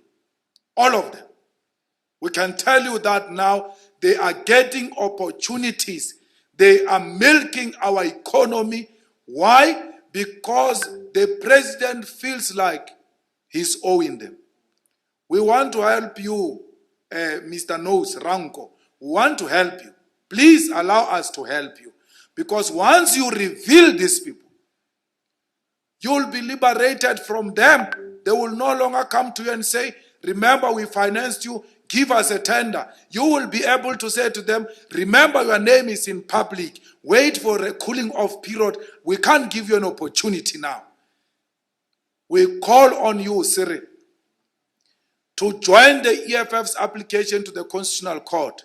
Since you are elected on the ticket of transparency, how do you say you want to be a transparent and accountable president, yet you are sealing documents that are going to reveal who bought you this presidency of the ANC and that of South Africa? Comrades, fellow fighters and ground forces, the plague of gender-based violence continues to terrorize our communities and haunt all women and children. South Africa remains a place of fear for the most marginalized and brutal murderers of people from LGBTQI plus community. Remind us of the intolerance of the men of South Africa. We commend the EFF Gender-Based Violence Desk for taking up the struggle of our people, such as elevating the matter of forced sterilization of women who are HIV positive by the South African Health Department. The Gender-Based Violence Desk continue to be at the center of the cases confronting women and children, registering a presence at all court appearances and providing relief and support to families. We must begin to legislate change that will protect women, such as establishing special investigative units for crimes against women and children and hate crimes against LGBTQI plus community. Judges who give lenient sentences to perpetrators must be removed, and we must create units that prioritize gender-based violence cases and are trained with the necessary sensitivity in order not to subject victims to secondary trauma. Fighters, a lot of our community members are being killed, accused of being gays and lesbians and all manner of things. Yet we have not heard so far of a branch that took a conscious decision to defend those people against these criminals. No one must kill our people on the basis of their sexuality. It can never be an acceptable practice in our communities. No fighter must lay a hand on a woman. No woman must be beaten. Women don't need any protection of men. They don't need any protection. Protect them from what? All society needs is for men to see themselves as equal partners to women. The empowerment of women and the fight against GBV should not mean GBV in reverse, where women are now beating up men.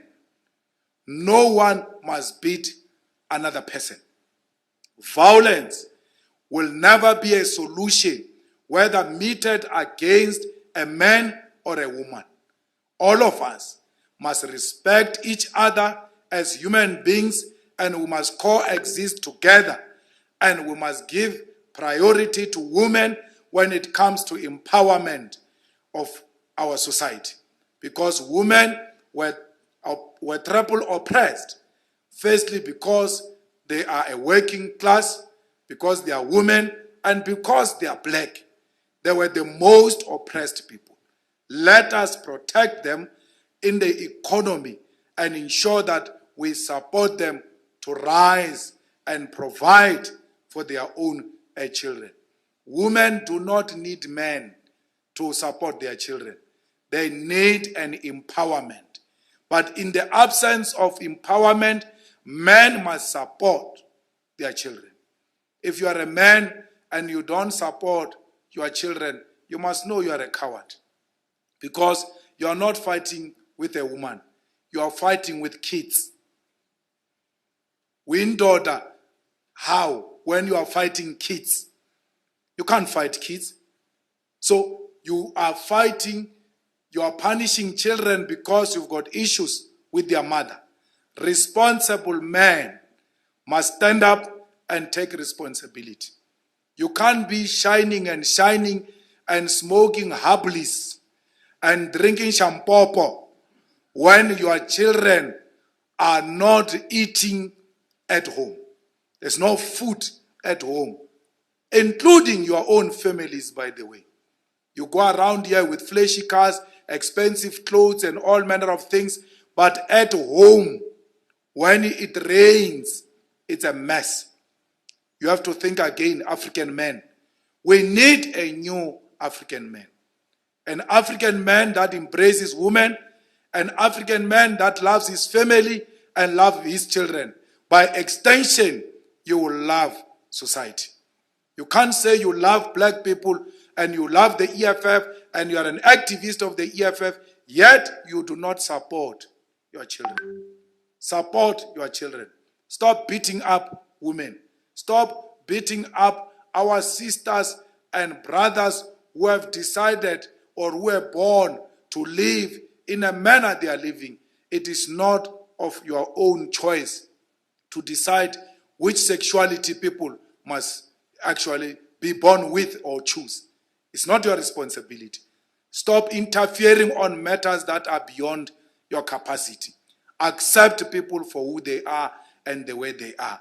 We are going to build a peaceful society that loves each other. It must be very difficult to kill a fellow human being, especially an African, when you are an African, because that is a sign of a self-hate.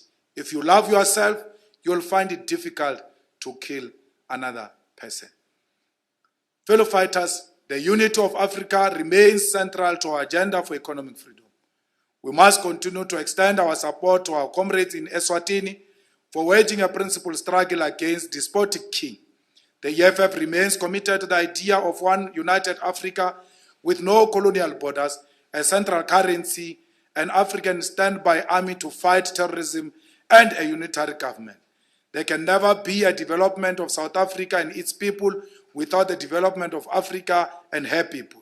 This means there must be massive investment in internal trade. Africans must seek job opportunities outside of their countries, and we must build an economy that is based on our minerals. The failure of Africa has been leaders who are dependent on the Western nations, who have an obsession with power and as a result sacrifice our continent to imperialism. Our problems began and continue because of deliberate underdevelopment of Africa and the theft of our wealth, rendering our government puppet regimes. It was this tendency that we were fighting in the Pan-African Parliament, where individuals were determined to undermine the rotational policy of the African Union because they are servants of France. The desire to keep up in only African Francophone regions is driven by corrupt elements that will never take Africa forward. In order to build a pub with teeth, the institution must be radicalized and democratized so that it can hold African states and leaders accountable. The EFF is, of course, in solidarity with the people of Eswatini and is proud of our own comrades of EFF Eswatini, who have waged a revolution against the despotic regime of the king. We want to tell the EFF in Eswatini that they must continue the good fight, and that if they need any form of support, they must not be scared to call for that support.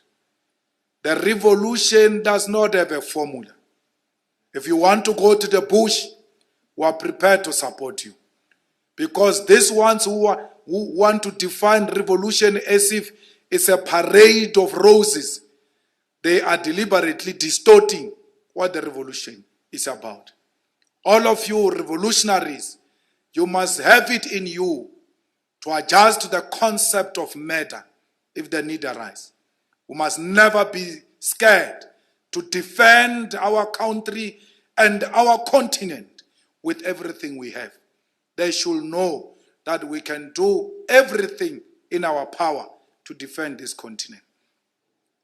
EFF in Eswatini, we are very proud of your work and will continue to give you the necessary support. Prison, as a revolutionary, you must never be scared of prison. Revolutionary wear prison chains with honor because they know why they are arrested. They were not arrested because they were self-serving. They are arrested because they were fighting for their people. If you get arrested or killed in the battlefield, fighters in Swaziland, you shall be remembered as martyrs of our revolution. We salute you and we want you to work with Pudemo and bring about a democratic Eswatini. It is possible. Do not get tired. We are almost there. There have been many formations claiming to support the democracy project of Eswatini. They have successfully failed. This thing you are doing in Eswatini, fighters, is historic. You are the first generation to turn it upside down. Don't be scared. Don't be discouraged. Continue to fight. You are inspiring us here in South Africa.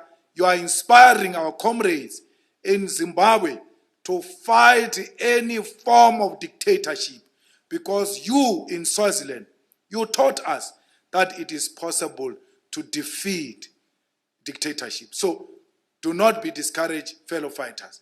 We must register that the empty rumors that we are providing guns to our comrades in Eswatini are baseless and are a tendency of a regime that have fallen out of favor with the people. If the need arises, we'll look into it, and I can assure you we'll look into it favorably. When there are popular uprisings, regimes of dictators always try and find a third force, instead of confronting the real problems and accepting that they have failed and are no longer wanted.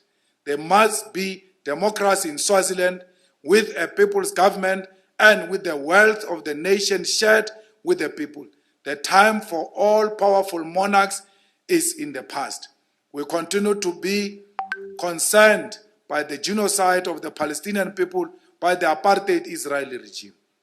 Our solidarity efforts must intensify, because what is even worse is that vaccination and medical care was prioritized for the Israeli people over Palestinians. This means that it is a well-planned genocide. And before we know it, we'll speak of extinct nation of the people of Palestine.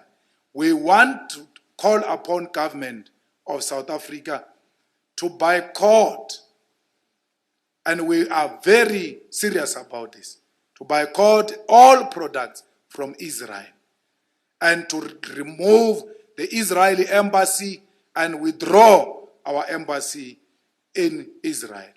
Because the people of Palestine, who are the victims of the apartheid Israel, will never realize their freedom for as long as we, the international community, do not give them support.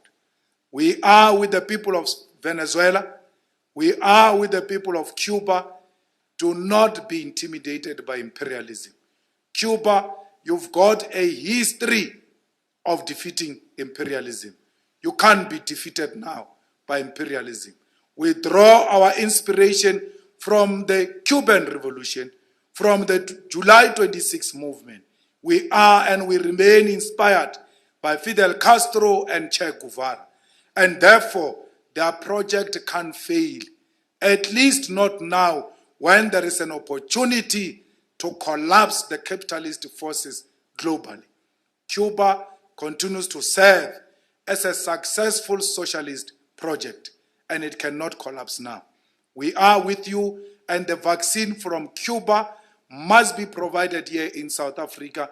We must buy that vaccine from Cuba in order to support the Cuban nation, who have suffered for more than 60 years against the economic embargo imposed on them by the imperialist USA. Comrades, today it's a historic day. Let us all rejoice in a responsible manner. Let us continue to comply with the COVID-19 protocols. Let us not do anything stupid that will compromise the lives of our fighters. We want more of you fighters post this pandemic. I am happy that even when we have lost many of our fighters, but many of our leading forces are still intact. I wish all of you who are sick a speedy recovery. We know that the revolution still needs you fighters and fellow South Africans. I also want to pass my condolences to all those who have lost their loved ones to this pandemic, especially to the family of Tshepatsula, who I will be attending his funeral this coming weekend. The village pope, who provided comfort zone through his music during difficult times of apartheid. We salute you, and you have demonstrated that indeed these borders between South Africa and Lesotho remain artificial. For because many people realized now that you are actually a Lesotho citizen. They didn't know all along. That's how we must view each other. We must view the Lesotho people, Botswana people, Swaziland people, Zimbabwe people, Zambian people, Mozambique people, the same way we viewed Sepetzula. May his soul rest in perfect, permanent revolutionary peace. Fighters, let's go and take over the municipalities. All of these municipalities belong to the EFF. Let's go and remove Muzwandile Masina in Ikurulin. Let's go and take over Joburg. Let's go and take over Tshwane. Let's go and take Mogale City. Let's go and take PE, which is available. eThekwini, the people of eThekwini are calling on the EFF to come and lead them to a promised land. And it is only the EFF that can deliver the people of South Africa and the continent to the promised land. I salute you. Thank you.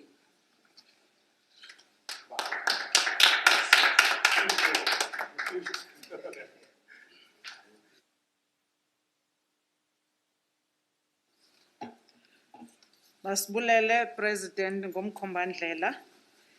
This is when the President will be saying Noma Kubi Siyaya. I'm going to call upon now the TG to give us the vote of thanks on this beautiful day and the delivery of this beautiful celebration. TG.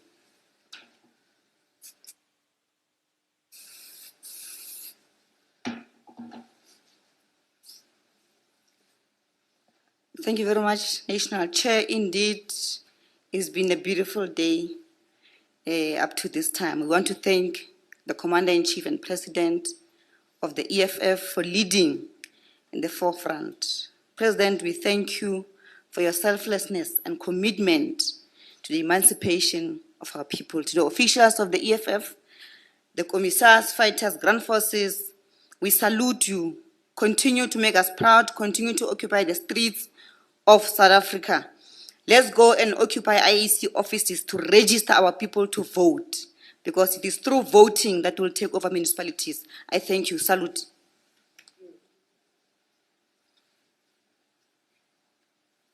Thank you very much. Let's go and celebrate. It's our day-to-day fighters. Thank you.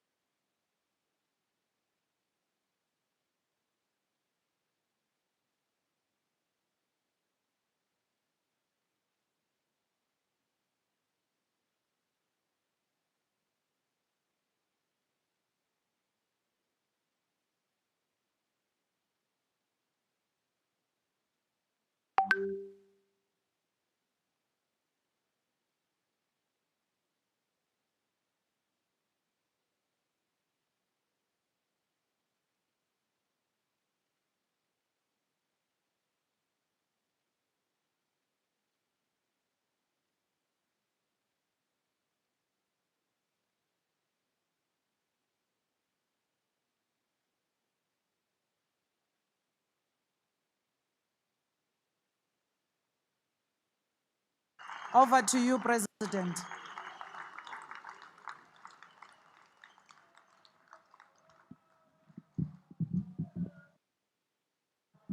Amandla. Amandla. Viva EFF, viva. Ayule EFF, ayule. Tata EFF, tata. Siyabonga. Thank you very much. Our newly elected National Chairperson, let me take this opportunity to also congratulate the newly elected officials and the Central Command team. We also want to take this opportunity to congratulate the delegates to the Second National People's Assembly for having produced quality leadership and quality resolutions which are going to change the lives of our people. This journey of renewing our revolutionary mandate and revising our policies is important to ensure that we live forever. I was very happy to see the participation of our delegates, both in the commissions and the plenary. But not only just participating, the quality contributions which you are making in the commissions and also here in the plenary are inspiring and giving us confidence that indeed the future of the EFF looks bright. Comrades, I'm more particularly impressed with the resolutions that allow our fellow African brothers and sisters in the continent and in the diaspora to join the EFF. We are the first organization in South Africa that will practically be implementing the unity of African people. Comrades, this meeting is a very historic meeting because it was conducted in a manner that was never experienced anywhere in South Africa. And every time when they convene their conferences, they will be making reference to the EFF conference. We want to take this opportunity to also thank the former Secretary General, the former National Chairperson, the former Treasurer General, who have not made it back into the leadership, but continue to work for the success of this organization and this conference. That is exemplary leadership that we require moving forward.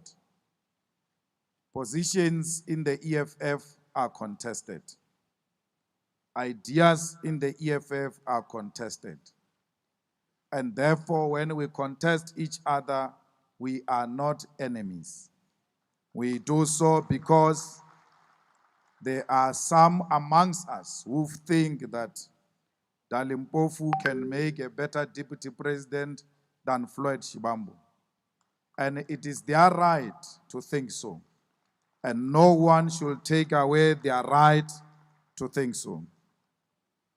I also want to thank former members of the Central Command team who have not made it into the new leadership.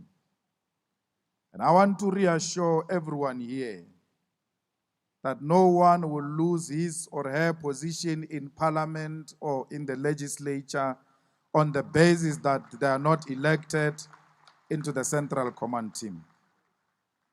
And if there's anyone who got elected into the Central Command team with a hope that he or she will become a member of parliament, hard luck, because there are no vacancies.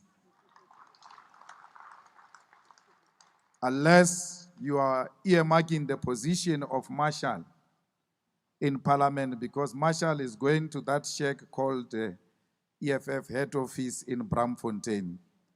So there is going to be a vacancy there for one person.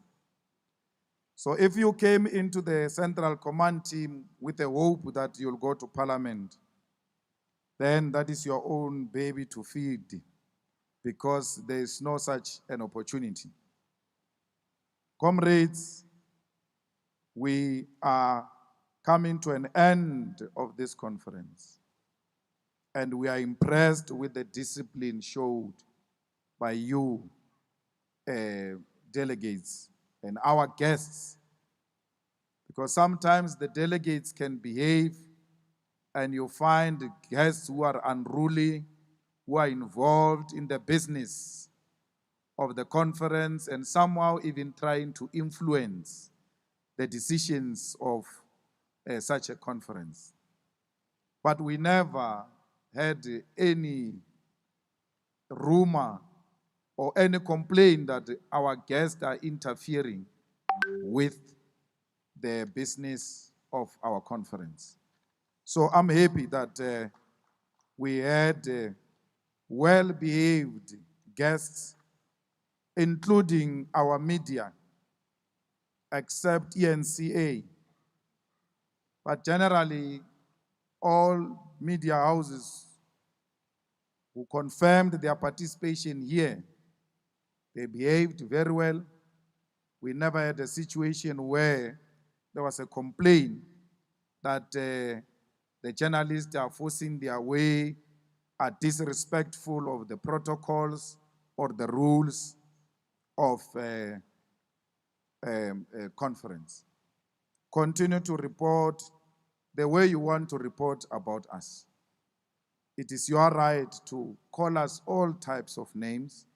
It is your right to write anything you want to write about this NPA. But it is equally our right to disagree with you. And that right must never be taken away from us. We will protect your right to disagree with us, but you too protect our right to disagree with you because they are all important rights. Fighters, this morning I missed a telephone call from the President of the Republic of South Africa, and I returned his call. And he asked me to send a message to you that he has learned a lot from how you organized your conference. And that he then congratulated me and said, I see you are elected unopposed. It is something I wish for myself, but it's practically impossible with the type of arrangement I have. But I became more excited when the president told me that Kaya Kekeshe will be going home. And I got excited when the president told me that King Dalindyebo will be going home. And I got more excited when the president said he will be releasing them with other prisoners. But those prisoners who are arrested for rape, for domestic violence, for killing women, and all those type of related crimes when it comes to issues of women, they will not be released. So we are sending a very strong message to all those who continue to abuse women that you don't have a space to coexist with our communities because you belong to prison as animals. And the president, when he speaks about Kaya Kekeshe, he says, and this young man that the EFF has been campaigning that he must be released, he will be released. And I thought I must brief you before we announce, because you are the ones who have been championing the release of this young man. So we thank Ramaphosa for an early Christmas, because we've been wanting to coexist and learn from people like Kaya Kekeshe and King Dalindyebo. And we still hope that all of those who have criminal records emanating from fees must fall, those criminal records will be cancelled and they too will continue to enjoyed their freedoms because they were fighting for a just cause. Comrades, when we live here, we must go and protect the state-owned companies, which the same Ramaphosa and Jamnandas want to sell to their friends. So Ramaphosa, I want to tell you now that even if you release Kayat Gekeshe, you are not our friend for what you did to the people of Marigan. You are not our friend because you want to sell the asset of the people. That ESCOM belongs to our people. That SAA belongs to our people. That Transnet belongs to our people. Dinel belongs to our people. It does not belong to Rupert and the Oppenheimers. And if you want to sell our assets to the Ruperts and the Oppenheimers, we will defend our assets with everything, including our bodies. We will occupy the picket lines in defense of our properties. We want to say to NUMSA, to SAFTU, to AMKU, to all progressive left forces, let us unite in defense of the property that belongs to our people. Let us confront the enemy agents. They want to steal from our people. And therefore, it is only the unity of the left which can defend the property of our people. Comrades, next year, before the end of January, we shall occupy the premises of ESCOM to demand a reliable supply of electricity to our people. We shall also be sending a message to all those who want to sell ESCOM to their friends that you will never do that in our name. No one will privatize ESCOM. Comrades, we must confront the banks in South Africa and the financial sector in general. They are too powerful. We cannot have any sector of the economy being more powerful than the people of South Africa. We need to send a strong message to ABSA, to FNB, to Nedbank, and a very soft message to Standard Bank. Because Standard Bank is a bit progressive because of the Chinese government as a shareholder in that Standard Bank. But the rest of these Rupert-related banks must be confronted, and they must be told that they cannot do as they wish. When you disagree with Rupert, he closes your bank account. When you disagree with Rupert and mention Rupert's name in the Second National People's Assembly, he withdraws his cameras from ENCA. There is no ENCA in solidarity with Amabungane and Scorpio. The ENCA withdrew from this conference because we spoke about the Rupert. Because ENCA is owned by the Ruperts, and you can't criticize them on their platform. They are censoring us. Yet they call themselves the Democrats, the people who protect the best constitution in the world. But when you disagree with them, they close their cameras. But when they criticize us and call us all types of things, we must listen to them. It was ENCA, the channel of Rupert, that said, Julius Malema, as a title, Julius Malema, the owner of EFF. They gave me a new title. And those are the people that when you relate with, you must treat them nicely. When they use their platforms to howl insults, because you don't have a TV, you can't say anything to them. The least we can do is to protect ourselves from such criminals who reduce the people's organization into an entity of an individual. What an insult to the poor masses of our people who have formed this organization. Today is belonging and owned by Julius Malema.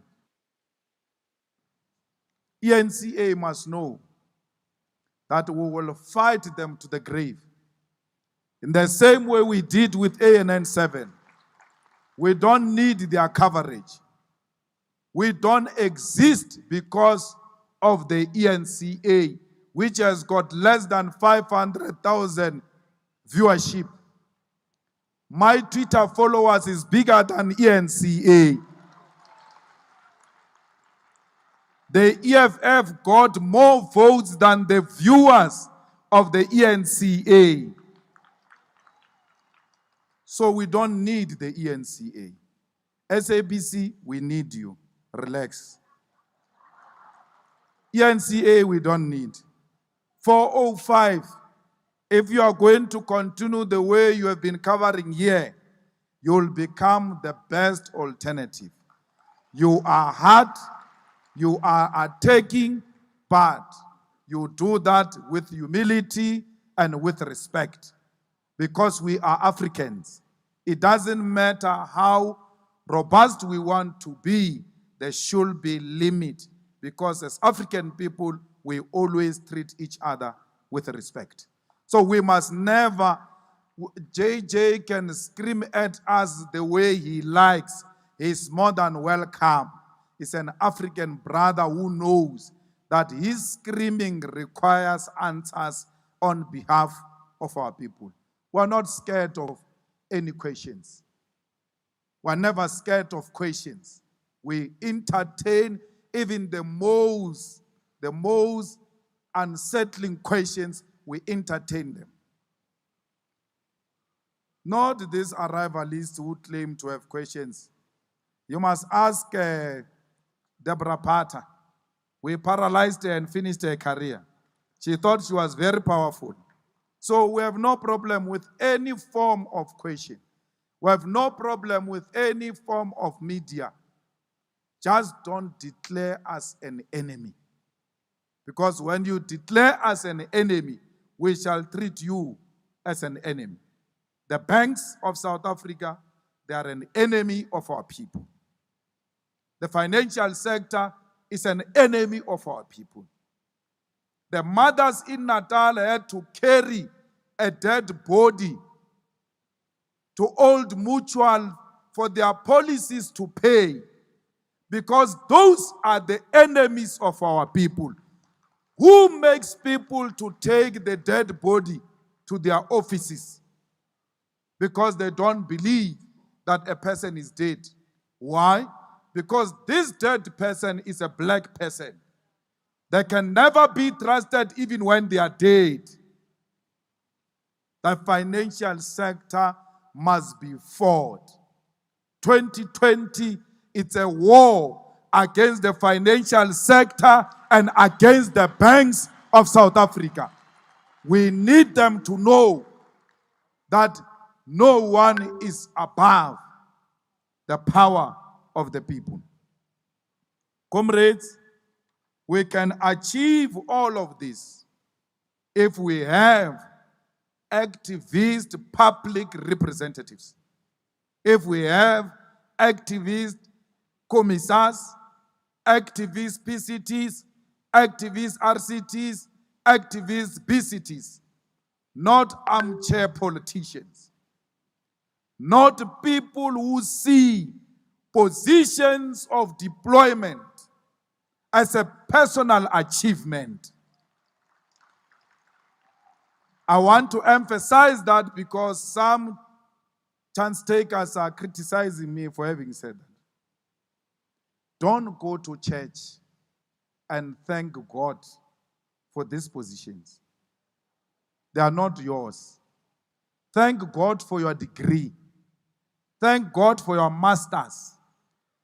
And thank God for the EFF, not for the EFF position. Once you do that, you are personalizing it. It belongs to you. That is why the day we ask back of our chair, you cry like a little baby. Because in your imagination, it was given to you by Papa. Don't do that. Don't claim EFF positions as an achievement. I don't care who did that. I don't care whether it's a male cadre or a female cadre. I really do not care. Never celebrate an election in the EFF. These ones here, if they live here to throw a party in their homes and their villages and slaughter goats and sheep to thank their ancestors, they must know that their problems started that day. Their problems started that day. What are you celebrating? You defeated Dalimpofu where? Which Dalimpofu did you defeat? There is no Dalimpofu who was defeated here. There is no one who was defeated here. There is no one who won here. The EFF won this conference. There is no individual who must claim victory on positions of the EFF. That's why yesterday there was a party for everyone. It ended yesterday. Ufedile, no more party, no more congratulations for what? There's nothing more to celebrate. There is more to work now. We are going to the ground. We are going to work. I say this, Comrade Dali, because we shouldn't start this organization with wrong tendencies of thanking Bishop, of thanking Papa, of thanking my ancestors slaughtering white chicken. You are personalizing these positions. You are personalizing these positions. And you are going to create problems. That's why when Mandisa Mashiro doesn't make a threshold, you can stand in front of her and say, yeah, like a fanatic.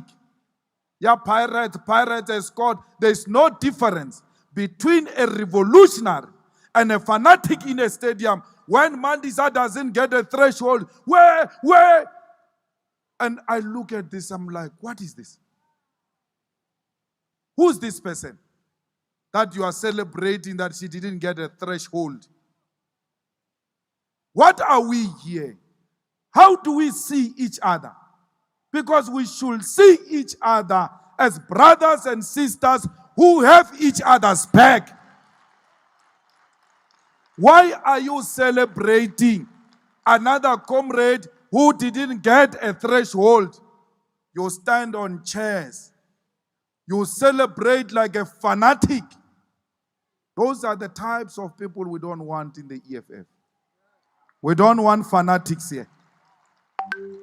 We are building an organization based on principles of collective leadership, that the pain of my fighter is my pain, that I will die next to you.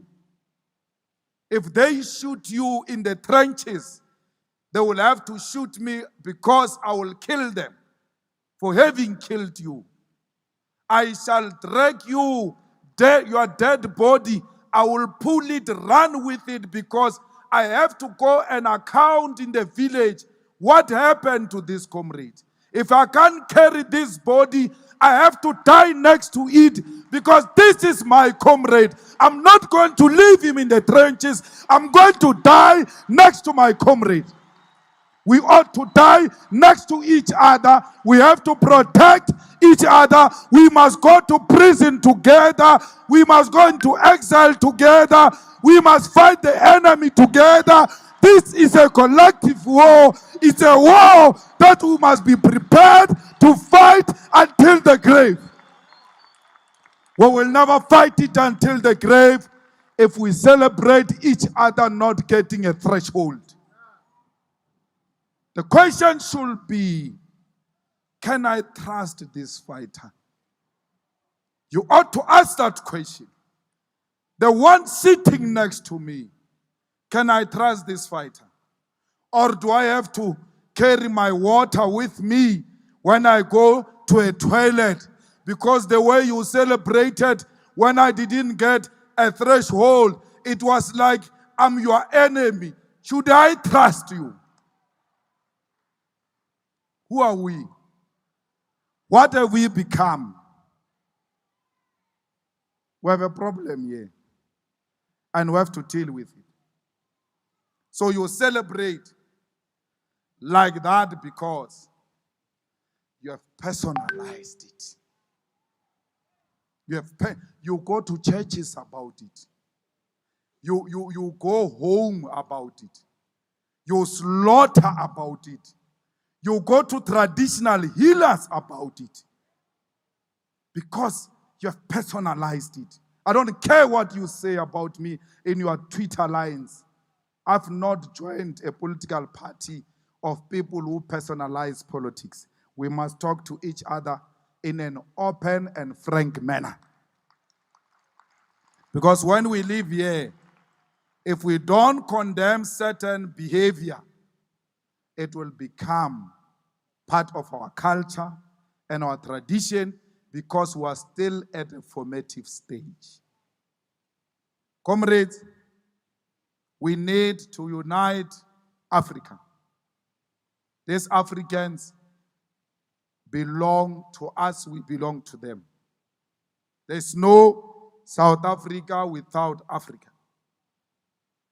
Let's go and defend them in the streets. And any fighter who's found wearing a beret and a t-shirt during xenophobic attacks, that fighter has defined himself outside the organization. Because we are for Africans. Comrades, when Africans are attacked, we must give them safe homes. We must say to them, come and stay in here, in my home. If they want to kill you, they will have to kill all of us in this home because we are not going to allow that, not under our watch. Unity of this continent is very important. Let me tell you, if the unity of Africans was not threatening white capital and imperialist forces, they would have said Julius Malema is the best. But when you speak about the unity of Africa, look at the reaction of the enemy forces. Once you see them criticizing and attacking, you must know you're on the right path. They don't want to see us united. That's why they divided us into Bantustan here in South Africa. Other as a Venda, as a Shangaan, as a Pedi, as a Zulu, as Xhosa, we don't see each other as beings. That's why we say don't attack Africans, because when you finish with Africans, you are going to go for each other. You are going to use, Africans are going to be beaten. Africans will leave South Africa. We won't have jobs. Then the new theory will start. The Shangaans, the Vendas, the Zulus. You see, these ones of Zulus must go back to Natal. Because there will not be jobs even after Africans are gone. White capital has kept liquid cash in the banks, trillions of rands, and refuses to invest it into the economy of South Africa. There won't be jobs even when Africans are gone. Stop misleading yourself. Africans are here. They've got nowhere to go. They've never stopped you from going to Nigeria. I was saying to the TG now that when these people say to you, you must buy property, you must invest in farms, you must not only look into South Africa. There are good opportunities in Mozambique. There are good opportunities in Angola. And worse, when you want to invest here in South Africa, in the economy that is owned by whites, all types of names are going to be attached to us. Hey, they are corrupt. Hey, they are working with so and so. The best and safe environment for EFF to invest is in the African continent. And we must take you to go and work in Africa. Because you go around loitering and say, we are unemployed, but none of you has ever gone to look for a job in Nigeria. Hey, we are qualified, we've got qualification. What's happening? What's the problem? There are no jobs in South Africa, but there is Africa. Why are you not going to look in Africa? Why do you say South Africa? You don't know that there is a continent called Africa because whites have told us there is only South Africa and the rest are useless. Let me tell you, go to Nigeria. They trade with dollars. They own their banks. You get into a bank, first floor to the last floor, you will never meet a single white person. Yet they are running a successful banks. There are a lot we can learn from each other as Africans. But also, you don't travel. Boginkos, you don't travel. From prison, you just went to DUT. You don't travel. You don't even have a passport for sure. You hear what I say? He says he's poor. Passport, what does it have to do with being poor? Get a passport. Travel the continent and see how beautiful this continent is. And realize so many opportunities that are there in the African continent. So, comrades, let us defend African brothers because they are our sisters. We are one thing and we are not doing them a favor and they don't do us a favor. The body has proposed that we should form a continental body of the EFF which will be seized with organizing EFF in Africa. Let me tell you, the officials have just agreed that that is a very important body which is going to be headed by Godrich Gadi as we continue building the EFF in the African continent.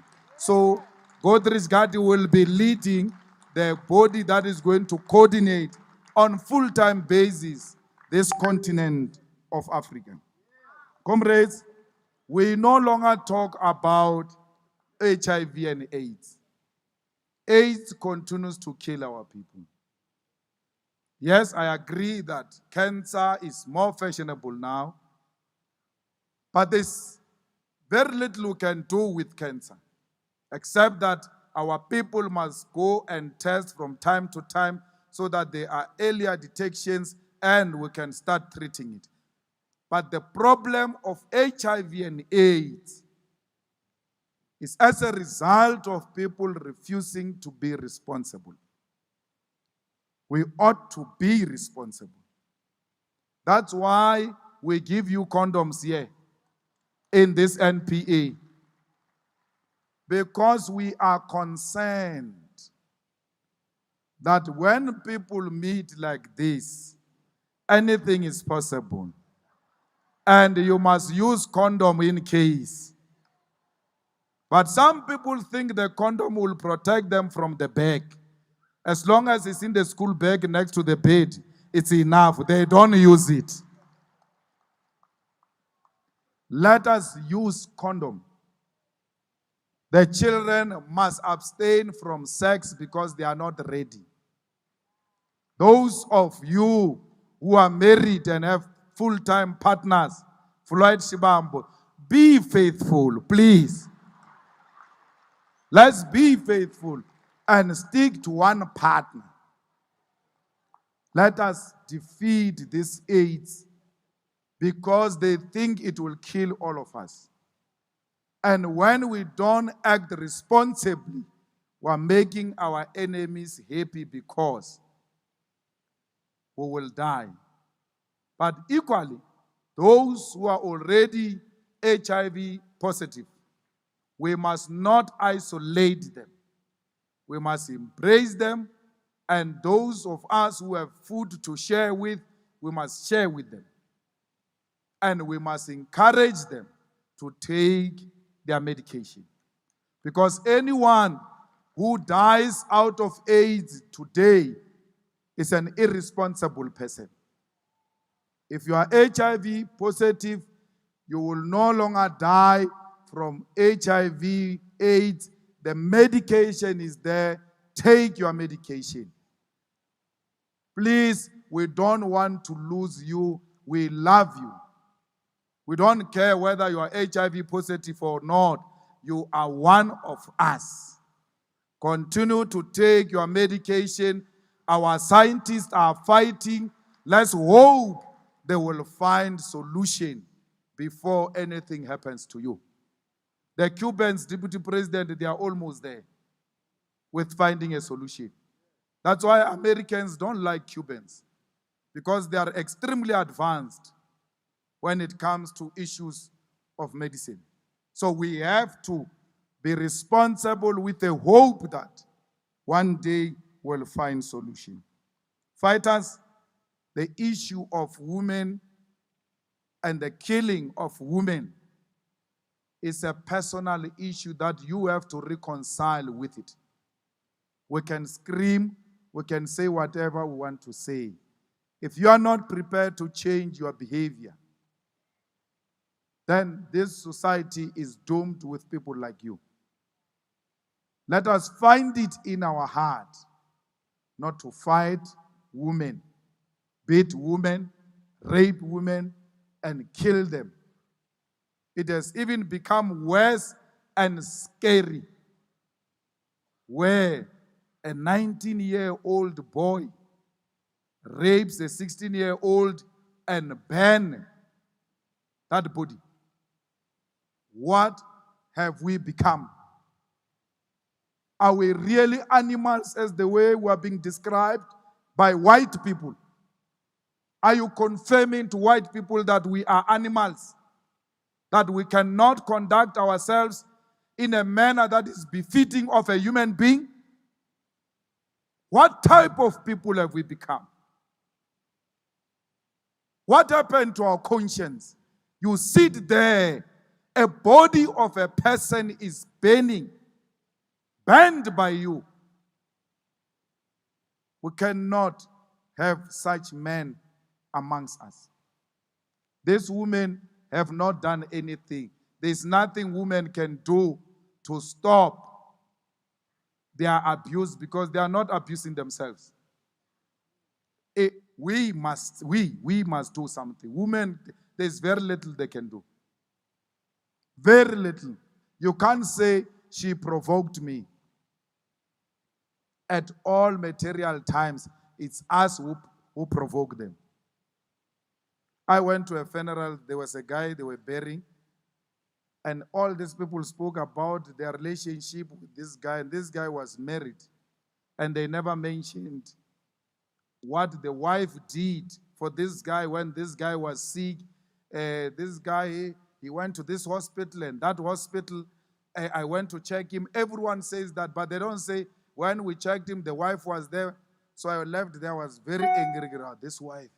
Why is she not anywhere else? Then I went to tell my wife, Ray, there where we went, that wife, they didn't really say anything about her. It's clear that she didn't take care of that man. My wife said, you see, that man who died should have done something extremely bad to that woman. there is no way that woman can just turn against a man, a sick man. So it means when the chief was still in a proper position to do things for himself, he neglected. And then when he collapsed, the better, those ones who are spending times with a taboo must come and bath you now. I agree you are leaving me here, thinking when I was Yabana. Now when you are weak, I must come and take responsibility. When you are stronger, you didn't care about us. Then we're all going to jump into conclusion. Yeah, she didn't care. When the man was sick, she didn't care. Comrades, when we say the issue of abuse of women is actually in our DNA. I went to a funeral of a church. This person was a church goer. Throughout, women and men were saying women must respect their men. Women must respect their men. Don't talk back when the men talk. In a church, and the people were clapping. And I knew that we have a big problem. It was in KZN. They were saying it in Zulu Marshal. Ungathethisi indoda.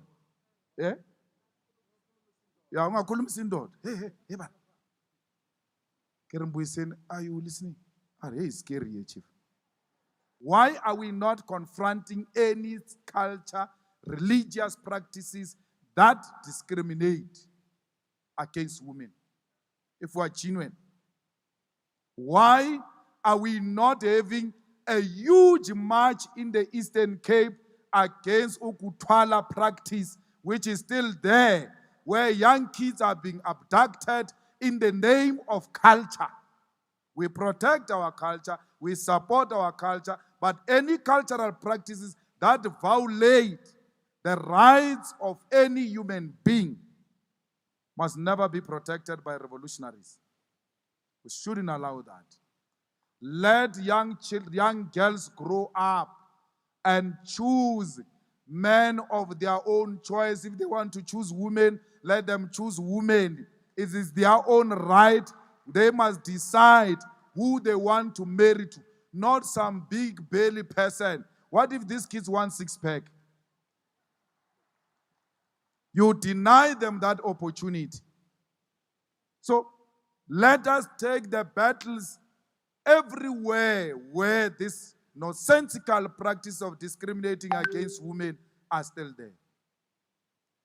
Let the church too come to the party by embracing women as equal, so that the young children grow up knowing that there is no place for women, there is no place for men, there is a place for humanity. We are all human beings. That's where it starts. So, comrades, let us in the EFF punish those who want to undermine the women of the EFF. We are happy that this second NPA gave us more than what the Constitution said on women, because we are not just talking in the EFF, we practice what we are talking about. So we are led by the women from the top 6 until the last additional member in the top 6. Let us go back and defend women and be led by women as long as we know our place. If you suffer from low self-esteem and you don't know your place, you'll be threatened by women. But if you know your place and you are confident, you don't care who leads. All you want is ideas. That is the type of society we need to produce. Comrades, January, we must make sure that every child who deserves to go to school goes to school. There is no single branch which must just relax and not go and help kids when we go back to school in January. From early childhood development, to tertiary level. February, when it comes, the EFF Student Command, you must kick the doors that are closed. Open them by force. Allow our children to walk into those universities. They must be registered, whether they've got money or they don't have money. What must earn you a seat in the university? It must be your marks. Hey, lebereke. Kano kara unyokwa university moka 30%. The marks must earn you a seat in the university. Your marks must earn you a seat in the TVET college. No child, a deserving child, must be returned back because this child does not have money, even when the results are saying this child qualifies to be in this TVET college, qualifies to be in this university. We must not be told that there is no enough space. That is not our problem. It is the problem of universities, it's the problem of government. They said we must go to school. We have responded to their call. Now they can't make it our problem. We are hungry for education. A decolonized education that is taught to us by people who look like us, not some people who look differently. We want to see ourselves in the curriculum. When we speak about mathematics, when we speak about medicine, in medicine, we must find ourselves there. The traditional herbs must be taught in the university. We must not be told this is backwardness. Everything that looks African, let it be taught in the university. We are not saying exclude Europe, we are internationalists, but we cannot be bombarded with Europe as if we don't have our own medicine here in Africa. Let education look like us.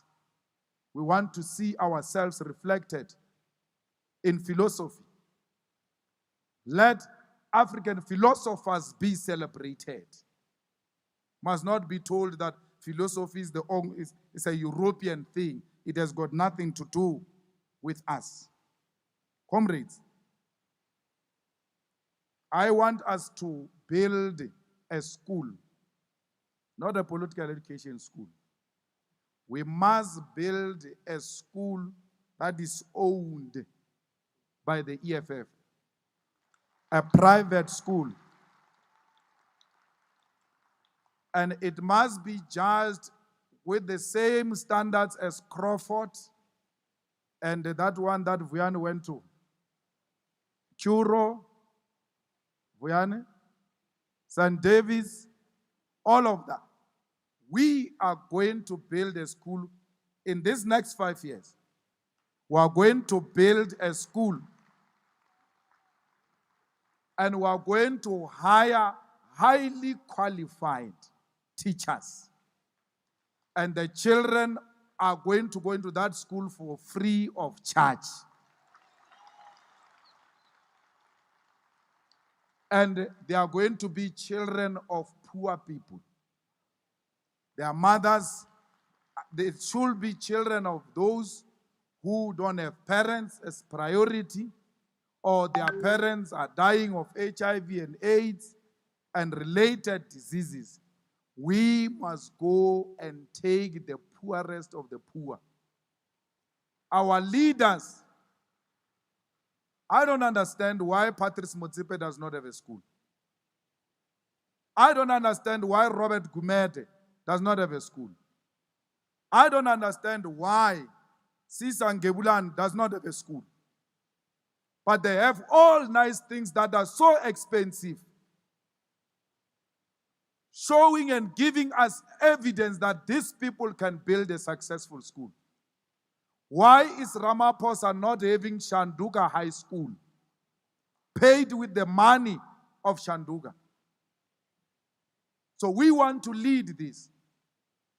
Let us build a school that is going to be attended by children of the poor families, the poor of the poorest, from all over South Africa. In the next 5 years, when we come back here, if we have not built that school, don't elect any of us in front here. We are useless. It means we don't know what we want.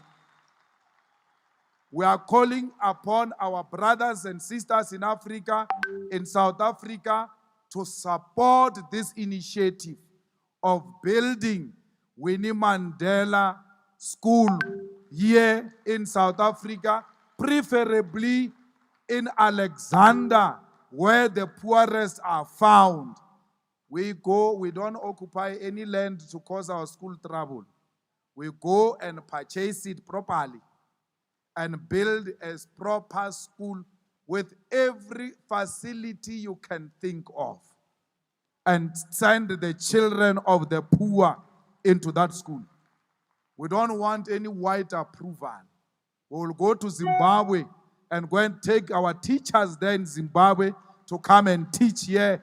If these whites don't want to teach our children, we'll come to South Africa and take our teachers, highly qualified. Why should Oprah Winfrey come here and build a school here? As if we are a charitable case. We are not a charity. We can do it ourselves. We appreciate our sister building a school. We like her for that. She has showed us the way. You have a conference here of how many days? 4 days. You spend 32 million. Can you imagine what we can do with 32 million? Which we raised for this conference of yours in less than 8 months. It means we've got the capacity to raise more. So let's go. I want to see the children of the poor flourishing. Why? Because I come from there.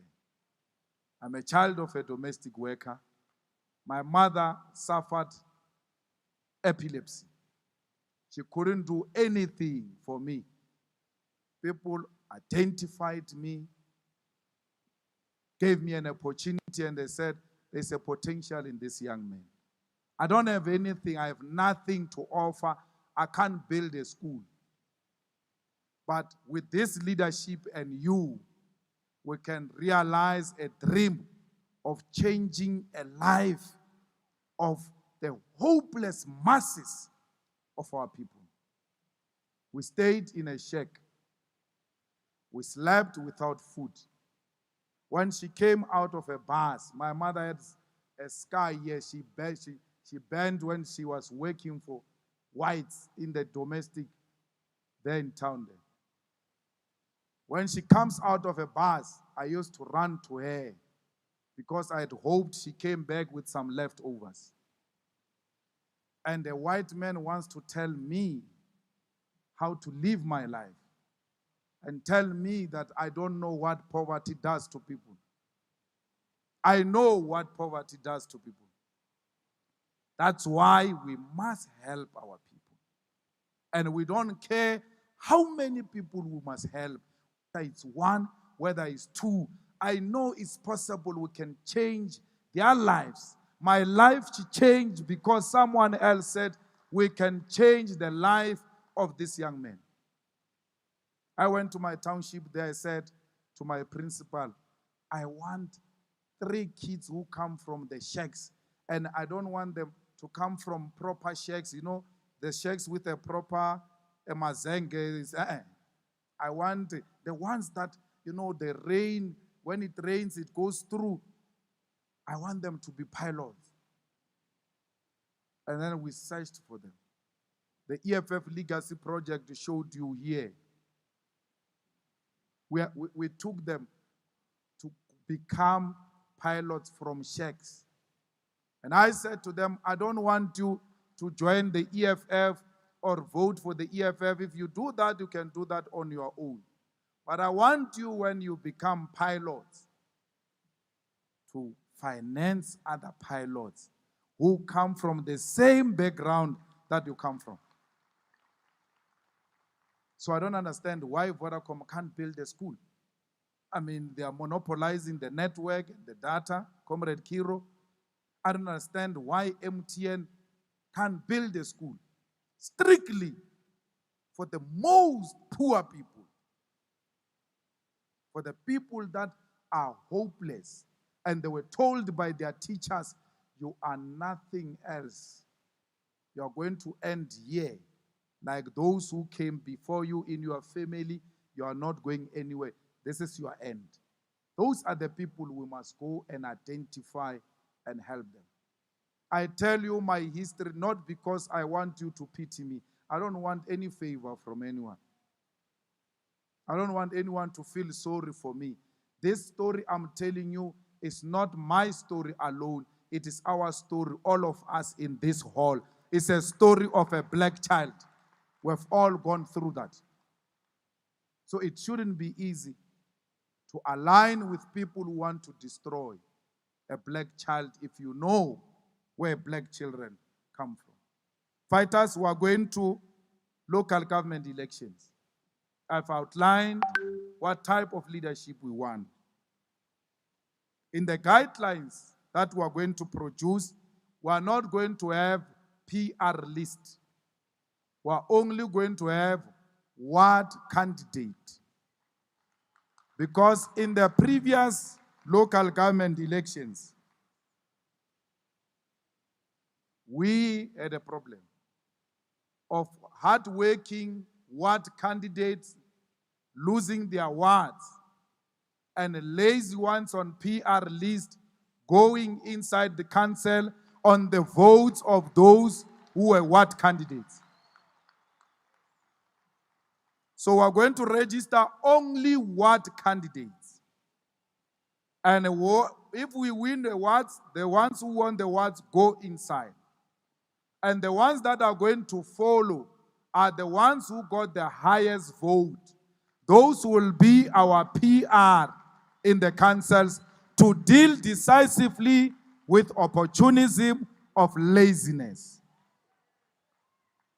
So, if you want to go back to being a councillor, start tomorrow visiting communities.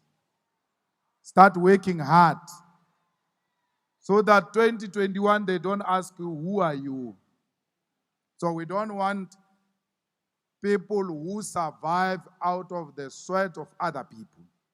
We must all work hard and work for the EFF to be government in 2021. We want to take Johannesburg, we want to take Tshwane, we want to take PE, because all these coalition governments, they are telling you that the people are tired of the ANC. eThekwini, stop sleeping. The votes you gave us in eThekwini there, those people of eThekwini are saying, we are ready for the EFF. And if you are going to play, we want to get that municipality. The ANC is in a serious crisis in that region. With that mama who's fired now, the situation is worse. Take advantage of that situation and zoom in there and take power. Ekurhuleni, the ANC took the votes from us in 2019, and we even lost the wards we have won in 2016. It means you are sleeping there in Ekurhuleni. If you know what is good for you, from tomorrow, you will do the right thing to go and regain the votes of the EFF in Ekurhuleni. Otherwise, that Muzwandile is going to win in 2021. And we don't want that. He will win because of the laziness of the people of Ekurhuleni. Someone must still explain to me why Limpopo province performs the way it does, because the people of Limpopo are looking for the EFF. But Limpopo is not giving us what we want. There's a problem there, Deputy President. We may have to zoom in there and go and do a situation where we look for the best of the best. And we ask the fellows who are leading there in Limpopo to come and join us there in Parliament. We'll give them committees there. and allow that province to be led by people who are going to give us what that province is supposed to give us. You are not giving us anything. You are not giving us anything. It was not going to be Limpopo that increases votes with one seat. You must be ashamed of yourself. You must be extremely ashamed of yourself. You were beaten and defeated by KwaZulu-Natal and Eastern Cape. The Eastern Cape, if it got the necessary support and the availability of leadership, Eastern Cape was going to give us more than what they gave us. Even with lack of support from leadership, they still did well. But what I like about the increase about Natal and Eastern Cape is the fact that you did away with the myth that seeks to suggest that EFF is a tribalistic organization of Limpopo. You showed them that EFF is the whole South Africa. So Limpopo, you must sort out your mess. We want more votes. Northwest, there's no opposition in Northwest. Northwest is defeated by Holy Spirit. There is no ANC in Northwest. Let me tell you, they know. Papiki. Is the ANC in Northwest? Huh? The ANC is not there. You are defeated by Holy Spirit. I don't understand what is defeating you because there is no ANC in Northwest. Absolutely no. All ANC councillors in Northwest are voting with the EFF. And EFF still loses votes.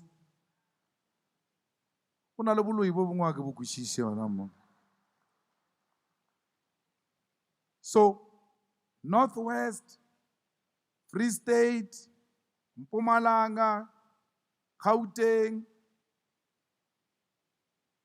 these are the provinces that should be making us shine. We shouldn't be too hard, Shemon Mpumalanga. We thank you for being an official opposition there.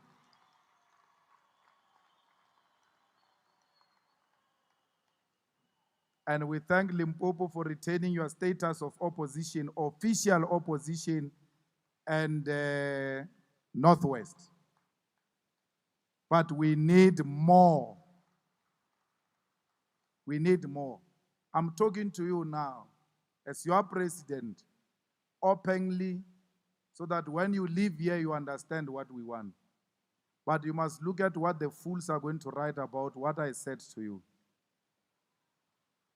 There's nothing I can do because I won't have any other platform to talk to you without these people being present. Because when I chase them out, they say he's a dictator, he doesn't want the media. So I unfortunately have to speak to you in front of them. And there's no Limpopo which is going to be disbanded because these ones, when you talk about hard work and pushing people, finished, they are gone. There's no Limpopo that is going to be disbanded. You are going back home there to go and work very hard. We want you to double the efforts and work very hard. The same thing with Free State. The same thing with Northern Cape. We want you to work very hard. You are not giving us what we want. Mondays are there in Free State and Northern Cape. The Western Cape did very well, particularly the metro. We can do better than we did in the Western Cape. There's a huge potential in the Western Cape. The comrades must stop being playful and stop your unnecessary squabbling and focus on changing the lives of our people in the Western Cape. Our people in the Western Cape are both Africans and coloreds. You are all black. You have similar struggles. Your coexistence should never threaten each other. The unity of purpose amongst black people in the Western Cape is necessary because the DA only benefits white people. You have to come to those senses and come together and work very hard. The EFF in Western Cape must be in the forefront of fighting gangsterism and the crime which is happening there in the Western Cape. The high levels of murder in the Western Cape is like you are a country in a war. It has to come to an end. And only the vanguard of the working class can zoom in there and fight those battles. No army will help you. No task force will help you. You must prevail and say to black people in the Western Cape, we cannot continue to kill each other. We must stop black people's hate of each other. Because it's black people who are dying in the Western Cape, killed by black people. Stop killing one another. The Western Cape, the madness of drugs, of gangsterism and illegal firearms must come to an end. The EFF must confront without fear the drug lords of Western Cape and say to them, you do not sell these drugs to white kids. You are destroying our families in black communities. Yet you are black. You must conscientize them and make them understand that they are destroying a black nation. We have issues to deal with in communities, yet we don't take the opportunity and lead from the front. Comrades, I want to thank the president of Pudemo and the former president for spending time with us, and thank the leadership of Vodacom, MTN, CELC, NAFCOC. They were here with us throughout, and some of them participated in our commissions and all of that. But there is a, why am I forgetting his name now? Brabiza. Ukayena, he was here. Brabiza has been with us here from day one until today. I saw him even this morning. And he spent some time in our commissions as an elderly person trying to guide and show us direction. We really appreciate those type of people in our society who have time to come and share wisdom with us. But I want to thank Dr. Ivan Koza and Dr. Keiza Mutawu, because those two doctors have done very well. Those people ran black institutions from apartheid time until now. Upper Pirates is not a club, it's an institution. Kaizer Chiefs is not a club, it's an institution. Their contribution in sports, in black, without white supervision, is something that we must celebrate. And if you think that your business is not succeeding, you are being troubled, you don't know who to look up to, think of Dr. Keiza Mutawu and Dr. Ivan Koza. I was telling Commissars now here that they must go, and now I'm telling even the student command, you must go and lobby for our universities to give Dr. Keiza Mutawu an honorary doctorate. He deserves it. Most South Africa, honorary le di dom ko po buzuma. Motho ba no re ke Dr. Zuma ka thoe ka ye empty. How do you honor Zuma and not honor Keiza Mutawu? Who is Dr. Ace Magashule? Maraela ya ACL, it comes from Pick and Pay, that one. It's not from a university, no.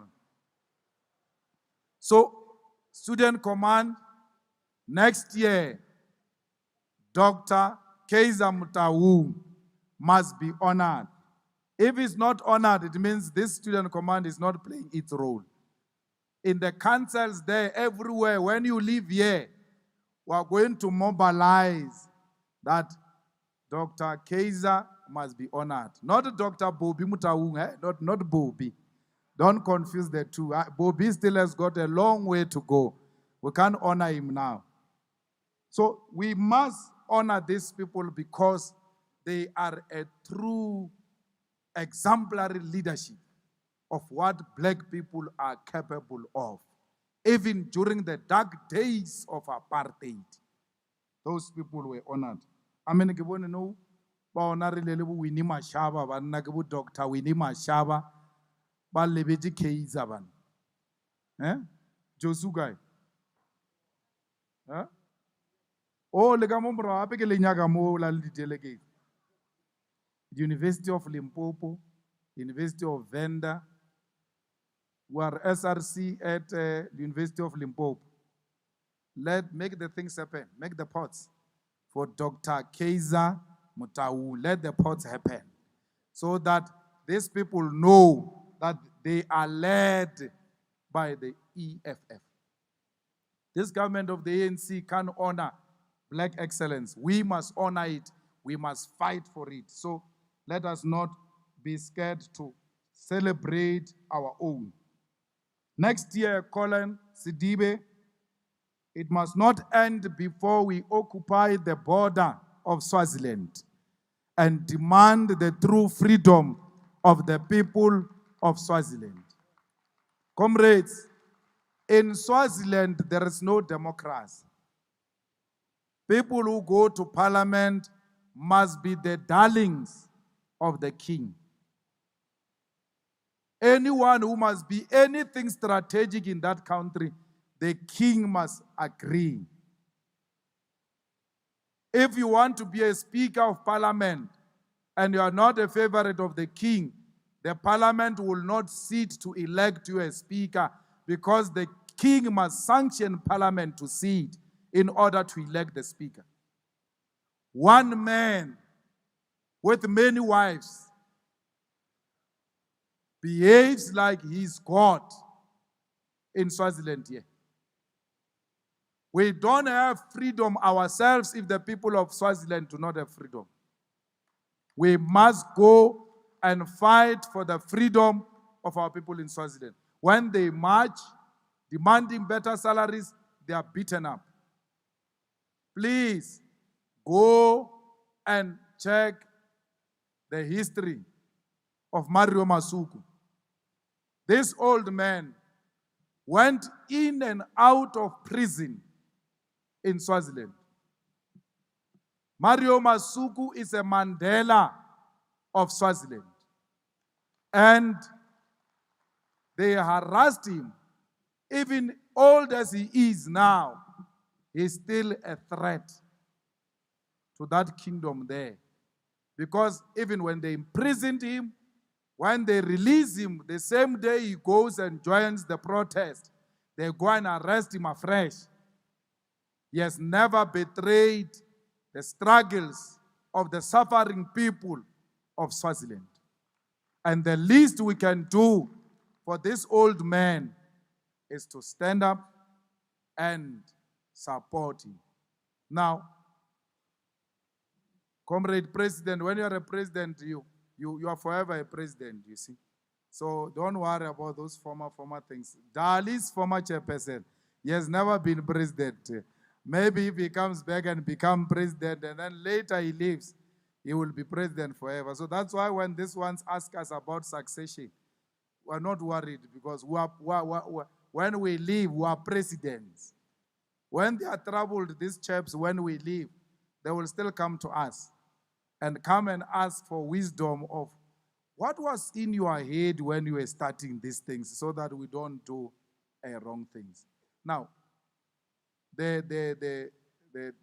new treasurer was saying to me, Comrade President, that she is going to donate 1 million into your foundation so that you can continue to do the things that you want to do. because you fought for the people of Swaziland. Now you are running your foundation and you came here, you asked for the support, and the treasurer said no.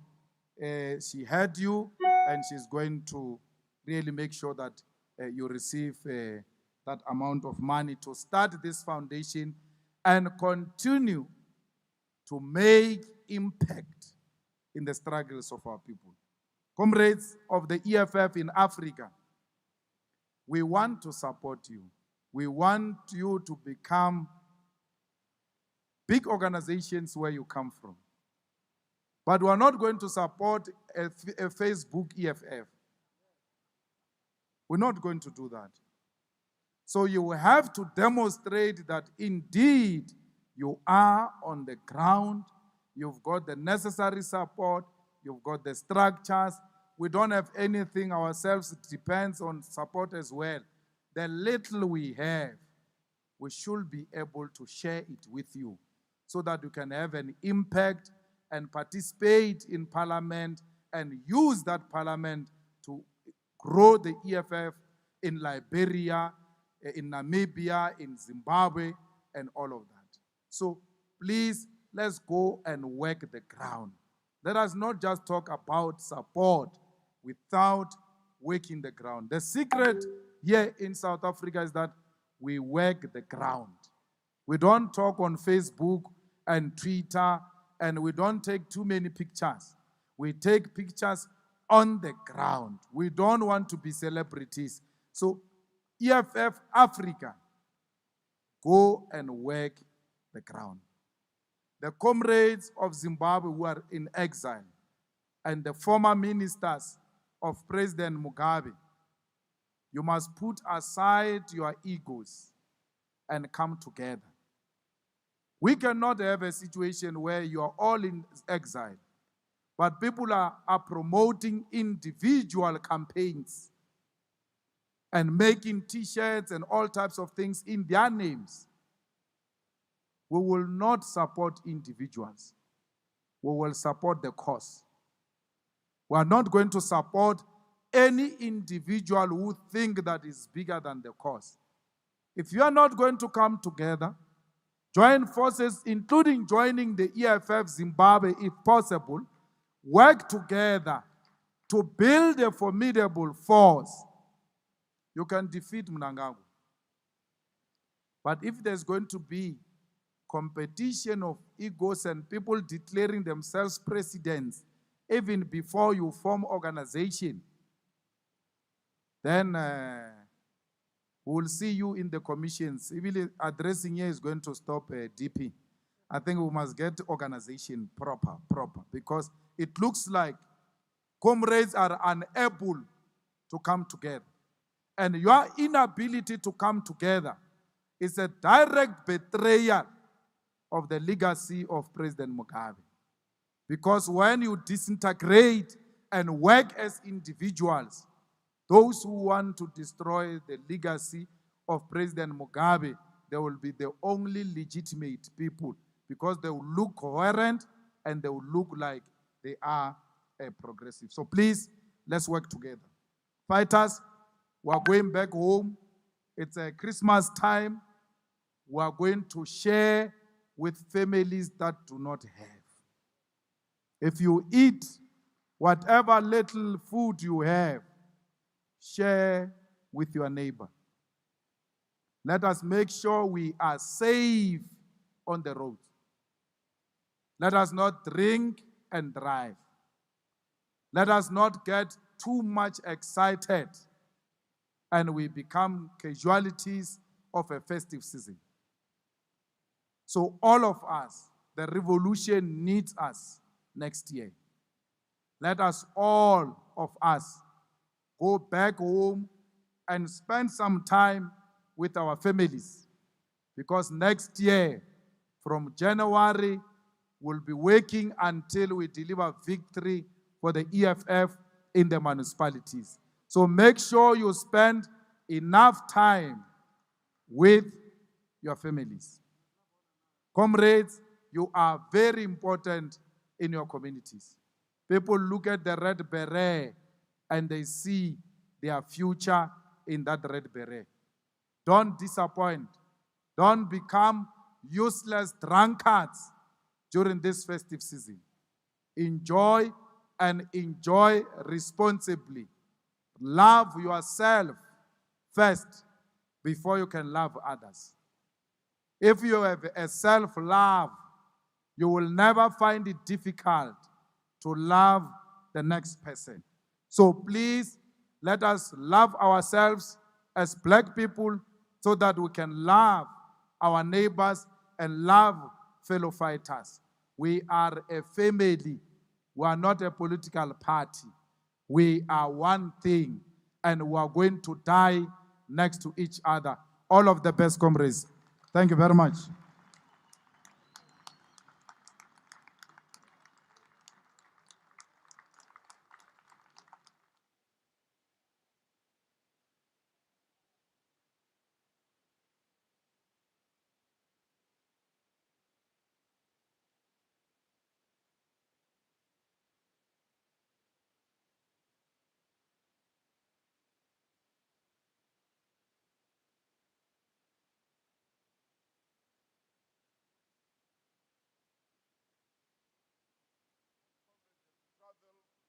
Hired planes with plates full of mazondo and so forth, chewing them and eating them as they travel. And you ask yourself, what are you going to do there that you can't do here? Let's bring our people together to work for our countries and for our people. That is the first investment we must direct ourselves to. Africa runs after those colonial powers. You are asking somebody who had colonized yesterday to say, come and help me to develop my country. Do you think he'll come? I want to see Comrade Malema as a multi-billionaire. I want to see billionaires coming out of these young people in the EFF. Comrade Julius, our struggle in Zimbabwe is only just about to begin. We cannot any longer tolerate the nonsense that is happening. The pain in our people is too much. Queues day in and out. Our people are running South Africa, and we thank you for your stance against xenophobia. It is a fact. Thousands of our people are here. They have no papers. That humiliation of living in a country without that support is too much. And I hope and trust that as Zimbabweans, we must take the bull by the horns. It's not about enmity. It's about correcting comrades who have gone wayward. They want more money. They want more riches. They have lost the direction of the revolution. When they meet, hear their resolutions. None of the resolutions make sense. People are talking about, well, what can I do? What can I get? Push government to do that. Yet they have no basis upon which to move forward. Comrade Julius, I know wherever the old man is, he is saying, Malema, go on and move forward. Thank you very much, comrades. Mandla Rotendas Vikuru Kasukwere. So in Shona, when you say thank you, you say Rotendas Vikuru. In Swahili, you say Asante Sana. So thank you very much, Comrade Tyson, Comrade Xavier Kasukwere.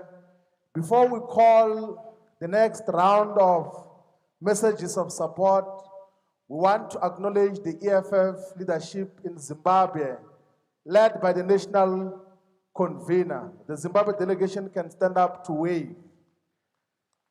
And want to acknowledge the EFF Malawi, led by the convener in Malawi. Can stand up and raise your hand. And also want to acknowledge the EFF Lesotho. They've just started now, but there is too much excitement in Lesotho in terms of work of the EFF there.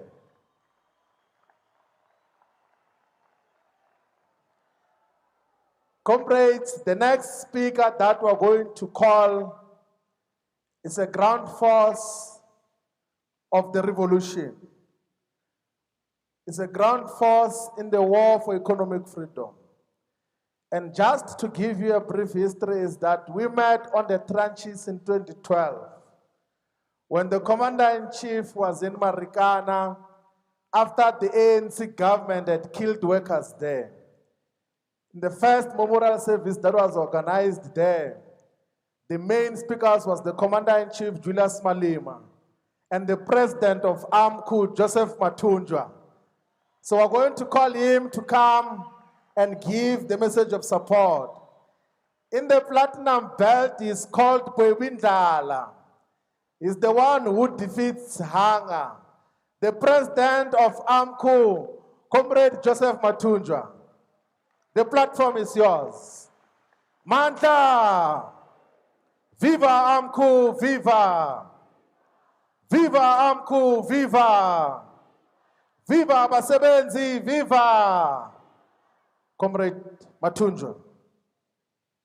Thank you. Amandla. Maibuye Africa, maibuye. Maubuye mnotho weAfrica, maubuye. Qina EFF, qina.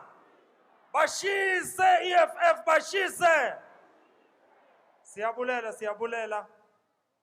Message of support from Association of Mine Workers and Construction Union to the National Assembly of Economic Freedom Fighters. Commander-in-Chief, Comrade Julius Malema, distinguished guests and VIPs, comrades, all protocol observed. As President of AMCO, I greet you on behalf of the National Council of the Association of Mine Workers and its members in general. It must be said that the EFF was established exactly the right time in South Africa. The frustration of the people of our country was mounting, and the hopelessness of the most vulnerable ones in society was reaching the boiling point.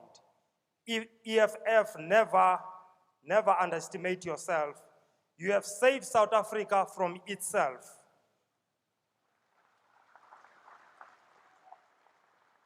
You provided a platform and a channel by which the frustration could be voiced and the feelings of the masses of South Africa. This Congress should be a reflection. You must never forget where we come from and how we came into existence. The EFF, there are numerous parallels between the EFF and AMCO. Both leaders were kicked out from their comfortable zone of the tripartite alliance. Comrade Julius, we can ask yourself today, where are your detractors when they were saying EFF will never see another day?